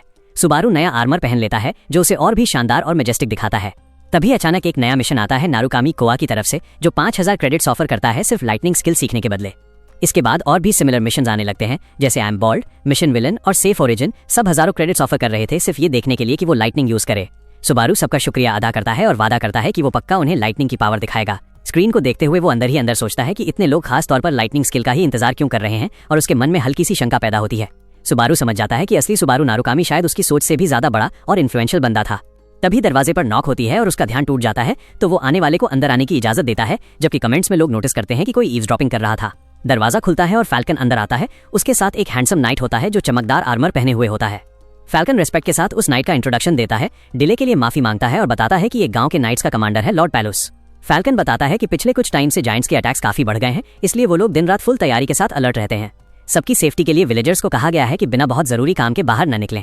कमांडर पेलोस अपने असिस्टेंट के साथ सिक्योरिटी मेजर्स पर सीरियस बात करता है, जहां फैल्कन हैरानी जताता है कि इतने मुश्किल टाइम में एक अजनबी से मुलाकात हो गई। कमांडर पेलोस गांव वालों की तरफ से सुबारू का शुक्रिया अदा करता है, कहता है कि उसने सुना है कि उनकी गैर मौजूदगी में सुबारू ने गांव की रक्षा की। सुबारू सीधे अंदाज में जवाब देता है कि उसने बस वही किया जो नेचुरल था। पेलोस को ध्यान से देखते हुए सुबारू उसे पहचान लेता है, वही बहादुर नाइट जो गांव के लिए दीवार की तरह खड़ा रहता है। पेलोस बताता है कि उनकी रिकॉन्सेंस में उन्हें जायंट लीडर का ठिकाना मिल गया है, और पूरी डिटर्मिनेशन के साथ कहता है कि वो लोग अपनी जान की बाजी लगाकर उसे उसके डैन में घेरने वाले हैं। फिर पेलोस सुबारू के सामने झुक जाता है, कमांडर होने का घमंड पी जाता है और गांव को इस आने वाले खतरे से बचाने के लिए उससे मदद मांगता है। सुबारू चुपचाप ये सब देखता रहता है, जबकि लाइव स्ट्रीम कमेंट्स में अजीब अजीब मैसेजेस आने लगते हैं। कुछ व्यूअर्स पेलोस को नाम से वार्निंग दे रहे थे और कुछ फ्यूचर इवेंट स्पॉइल करने से मना कर रहे थे। सुबारू को ओरिजिनल स्टोरी की यादें याद आती हैं और उसे एक दर्दनाक सच समझ आता है, पेलोस अगले स्टेज में मरने वाला है। इस इनएविटेबल फेट को जानते हुए भी सुबारू पेलोस से कहता है कि वो अपना सर उठाए, उसे दया और दृढ़ संकल्प के साथ देखता है। सुबारू उसके साथ कोऑपरेट करने के लिए हाँ कर देता है, जिससे कमांडर के चेहरे पर रिलीफ और कॉन्फिडेंस आ गया। पेलोस ने दिल से सुबारू का शुक्रिया अदा किया और उसी पल सिस्टम नोटिफिकेशन आया, जिसमें 5th स्टेज माइनस सर्वाइवल शुरू होने का अनाउंसमेंट हुआ। छोटी सी आर्मी कठिन पहाड़ों की तरफ चल पड़ी और सुबारू उनके बीच चलते हुए अपना टैबलेट चेक कर रहा था। उसने नोटिस किया कि जैसे जैसे व्यूअर्स बढ़ रहे थे, कमेंट्स का फ्लो भी बहुत तेज हो गया था और इस हालत में उनसे ठीक से बात करना काफी मुश्किल लग रहा था। अचानक पेलोस ने हाथ उठाकर सबको रुकने का ऑर्डर दिया। उसने धीमी आवाज में दूर इशारा किया जहां दुश्मन मौजूद था। वहां जायंट लीडर गहरी नींद में सो रहा था। पहाड़ी से टेक लगाए हुए उसका बड़ा सा टैटू वाला शरीर और घनी दाढ़ी दिख रही थी। पेलोस ने अटैक प्लान बनाया और कहा कि वो लीडर का ध्यान अपनी तरफ खींच लेगा और सुबारू पीछे से सरप्राइज का फायदा उठाकर अटैक करे। पर सुबारू ने उसे रोक दिया, कहने लगा थोड़ा रुको, क्योंकि उसे लीडर के आसपास हवा में कुछ अजीब सा महसूस हुआ था। सुबारू की आंखें खुल गईं और वो धीरे से बोला कि लीडर अकेला नहीं है। तभी जमीन फट गई और अचानक और जायंट्स निकल आए, लीडर को घेरते हुए जैसे पहले से तैयार किया हुआ ट्रैप हो। आसपास का पूरा इलाका भयानक सफेद चेहरे और डरावनी मुस्कान वाले जायंट से भर गया, जो चारों तरफ से नाइट्स को टाइट एम्बुश में घेर चुके थे। पेलोस शॉक में जम गया और एक जायंट ने एक नाइट को पकड़कर अपने हाथ से मसल दिया। चीख चिल्लाहट और दर्द से भरे शोर के बीच मदद की चीखें गूंजने लगी, हर जगह खून फैल गया और जायंट्स इस कत्लेआम का मजा ले रहे थे। एक जायंट ने ठंडी आंखों और बड़ी मुस्कान के साथ एक नाइट को देखा और उसे खा गया, जो देखकर रोंगटे खड़े हो जाते थे। नाइट्स की लाइन में पूरा केओस फैल गया। किसी ने पहाड़ के नीचे रिट्रीट का ऑर्डर दिया, पर पैनिक छा चुका था और सब इधर उधर भागने लगे। जायंट्स जंगली अंदाज में टूट पड़े, एक के बाद एक नाइट्स के शरीर चीर डाले। एक नाइट को जायंट ने जमीन पर गिरा दिया। उसका भाई चीखता रहा, उसे रुकने को बोलता हुआ, जबकि बाकी उसे खतरे में जाने से रोकने की कोशिश करते रहे। एक दर्दनाक सीन में सिपाही चीख रहा था, अपने बड़े भाई का नाम पुकारते हुए, जो जायंट के पैरों के पास मर गया और बैटलफील्ड खून और लाशों का असली जहन्नुम बन गया। इस पूरे हंगामे के बीच कमांडर पेलोस अपने सोल्जर्स पर चिल्लाया, तुरंत रिट्रीट का ऑर्डर देते हुए बोलता कि ये मिलिट्री ऑर्डर है और इस पर बहस नहीं होगी। उसने उन्हें जिंदा रहने के लिए हौसला दिया, उनके घर पर इंतजार करते परिवार और गांव के फ्यूचर की याद दिलाई और वादा किया कि ये अंत नहीं है, वो दोबारा इकट्ठा होकर लौटेंगे। सोल्जर्स जान बचाने के लिए जंगल की तरफ भाग गए। पेलोस ने फैल्कन पर चिल्लाते हुए उसे आदमियों को लीड करने और सेफ विड्रॉल की जिम्मेदारी दी। फिर पेलोस सुबारू की तरफ मुड़ा, जो अभी भी वहीं खड़ा था, और उससे भागने के लिए बोला, गुजारिश की कि जिंदा रहे ताकि आगे चलकर ऑर्डर को दोबारा खड़ा कर सके और जायंट्स का सामना करे। पर सुबारू ने ठंडी आवाज में उसे काट दिया, अपनी तलवार निकालते हुए जो लाल चमकने लगी, और बोला कि ये लाइन तो उसकी होनी चाहिए। सुबारू भागने की दिशा के उल्टे सीधा जायंट्स की आर्मी की तरफ बढ़ने लगा, जिससे पेलोस हक्का बक्का रह गया और सोचने लगा ये अजनबी क्या कर रहा है। सुबारू रुककर सीरियस अंदाज में पेलोस को समझाता है कि जब तक वो यहाँ है वो पूरी ताकत से लड़ नहीं सकता, और उसे चॉइस देता है या तो तुरंत चला जाए या यहीं रुककर साथ मरे। पहले पेलोस ने मना कर दिया, चिल्लाते हुए बोला कि वो किसी अजनबी को छोड़कर अपनी जान बचाने नहीं भाग सकता, पर सुबारू ने उसे रिपीट करने पर मजबूर न करने का ऑर्डर दिया। आखिरकार कमांडर कांपते हुए मान गया, बोला कि वो बाकी बचे हुए आदमियों को इकट्ठा करेगा और सुबारू से तब तक टिक कर रहने को कहा। पेलोस भागता हुआ चला गया, चिल्लाते हुए बोला कि उसकी जान का कर्ज सुबारू पर रहेगा और उससे हर हाल में सेफ रहने की गुजारिश की। सुबारू अकेला रह गया, डरावने चेहरों और बड़े बड़े शरीर वाले जायंट्स का सामना करता हुआ। वो अपनी काली तलवार के साथ उनकी तरफ दौड़ा और शांत, पक्की आवाज में बोला कि अब उनका सामना उससे है। सुबारू बिजली की रफ्तार से जायंट्स के पैरों के बीच घूमने लगा और बिल्कुल सही जगह पर तेज और फैसला कुन वार करने लगा। वो गिराने में कामयाब हो गया। सुबारू ने तेजी से 2 जायंट्स को गिरा दिया और तुरंत सिस्टम नोटिफिकेशंस आए, जिसमें उनकी डिफीट और अचीवमेंट पॉइंट्स मिलने का मैसेज था। लड़ते हुए उसके मन में ये बात आई कि चाहे ये सिर्फ एक टेस्ट ही क्यों ना हो, पर अकेला पीछे रहकर अपनी जान दांव पर लगाने का एहसास अभी भी उसे आदत में नहीं आया था। उधर पेलोस थोड़ी देर के लिए रुक गया और बैटलफील्ड की तरफ पीछे मुड़कर देखा। उसके चेहरे पर पसीना और चिंता थी और सुबारू को अकेला छोड़ देने का अफसोस साफ दिख रहा था। सीन बहुत ही डरावना था। हर तरफ से जायंट सुबारू को घेर रहे थे और स्ट्रीम के व्यूअर्स कमेंट्स में लिखने लगे कि ये तो सीधा सुसाइड है, इतने ज्यादा दुश्मन है और इस मुश्किल स्टेज पर अकेला जिंदा रहना मुमकिन नहीं है। पर सुबारू कुछ और ही सोच रहा था।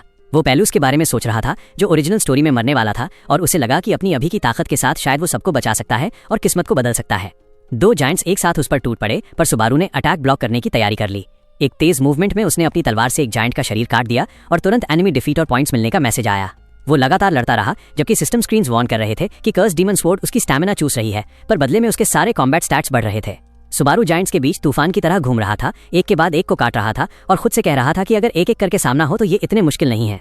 लेकिन उसे ये भी समझ आ गया कि असली प्रॉब्लम ये है कि वो अपना शरीर गिरने से पहले तलवार की पावर पर कितनी देर तक डिपेंड कर सकता है। इसलिए उसने अपनी स्ट्रैटेजी बदलने का फैसला किया ताकि अपना फील्ड ऑफ व्यू क्लियर रखे और बॉस को ढूंढ सके। सुबारू हवा में ऊंचा कूदा, जायंट्स के शरीरों को प्लेटफॉर्म बनाकर जंप करते हुए ऊपर से उनके सिर काटने लगा। वो बहुत तेज रफ्तार से उनकी लाइन के बीच घुस गया, छोटे जायंट्स को पीछे छोड़ते हुए। एक जबरदस्त किक मारी जिससे एक जायंट का सिर फट गया। व्यूअर्स हैरान होकर कमेंट्स में लिखने लगे, क्योंकि ये हवा में लड़ने का स्टाइल नारुकामी सुबारू की स्पेशलिटी माना जाता था। लड़ाई के दौरान wedge of greed level 2 skill तलवार के साइड इफेक्ट्स को रोक रहा था और सुबारू को महसूस हुआ कि उसकी एचपी और मेंटल ताकत वापस आ रही है। उसने माना कि अच्छा इक्विपमेंट सच में बहुत फर्क डालता है। इतनी बड़ी जायंट आर्मी के सामने सुबारू ने अपना गोल बिल्कुल क्लियर कर लिया। उसे जल्दी से बॉस को गिराना होगा, इससे पहले कि उसका शरीर अपनी पूरी लिमिट पर पहुंच जाए। तब अचानक जायंट बॉस डरावनी मुस्कान और जंगली चमकती आंखों के साथ सामने आया, अपना बड़ा सा वेपन घुमाते हुए सब कुछ कुचलने के इरादे से। मॉन्स्टर ने अपना जायंट क्लब ऊंचा उठाया और उसके सामने सुबारू बहुत छोटा लग रहा था। फिर भी सुबारू पूरे भरोसे के साथ उसकी तरफ दौड़ा। उस क्रूशियल पल में सुबारू को समझ आ गया कि अगर इस फाइट को एक ही फिनिशिंग ब्लो में खत्म नहीं किया तो मरने वाला वो खुद होगा। सुबारू ने अपनी पूरी ताकत इकट्ठी की और बॉस की तरफ दौड़ पड़ा, special shield skill lightning bolt activate करते हुए, उम्मीद करता हुआ कि उसका प्लान काम करे। गरजती हुई बिजली की आवाज पूरे एरिया में गूंज उठी और सोने जैसी चमकती एक बड़ी लाइटनिंग बोल्ट जोर से बैटलफील्ड पर गिरी। अंधेरा आसमान रोशन हो गया। बिजली के ब्लास्ट से आसपास के जायंट्स पैरालाइज्ड हो गए और सुबारू ने मौका देखकर हवा से सीधा बॉस पर झपटा, जो अभी शॉक से लड़खड़ा रहा था। बॉस गुस्से और दर्द से चीखा, इंसानों को गाली देता हुआ। इसी बीच सुबारू ने अपनी कर्स तलवार उसकी गर्दन में घुसा दी और लगातार अटैक करता रहा, चाहे तलवार उसकी जान की एनर्जी पागल रफ्तार से चूस रही थी। आखिरकार जायंट बॉस जमीन पर गिर गया, एक बेजान लाश बनकर। सिस्टम मैसेज आया जिसमें जायंट सीड की डिफीट और 5th सर्वाइवल स्टेज क्लियर होने का अनाउंसमेंट था और इसे एक अमेजिंग अचीवमेंट बताया गया। उसके बाद नोटिफिकेशंस आए जिसमें बताया गया कि सुबारू का लेवल 2 बार बढ़ा और उसकी स्ट्रेंथ, एजिलिटी, वाइटैलिटी और मैजिक पॉइंट्स इस जबरदस्त जीत के रिवॉर्ड के तौर पर इंक्रीज हुए। लाइव स्ट्रीम के कमेंट्स हैरानी से भर गए। लोग पूछने लगे क्या किसी ने पहले कभी इस बॉस को हराया है, और जवाब आया कि नहीं, ये स्टेज कॉम्बैट से क्लियर करने के लिए बना ही नहीं था, मतलब एक नया रास्ता खुल गया है। सुबारू ने अपने थके हुए शरीर को देखा और अपनी कमजोरी पर अफसोस किया, क्योंकि वो चाहता था कि फाइट एक ही कूल ब्लो में खत्म हो जाए, बिल्कुल कॉमिक बुक्स की तरह। पर हकीकत ज्यादा सख्त थी। बादल धीरे धीरे छटने लगे और आसपास का माहौल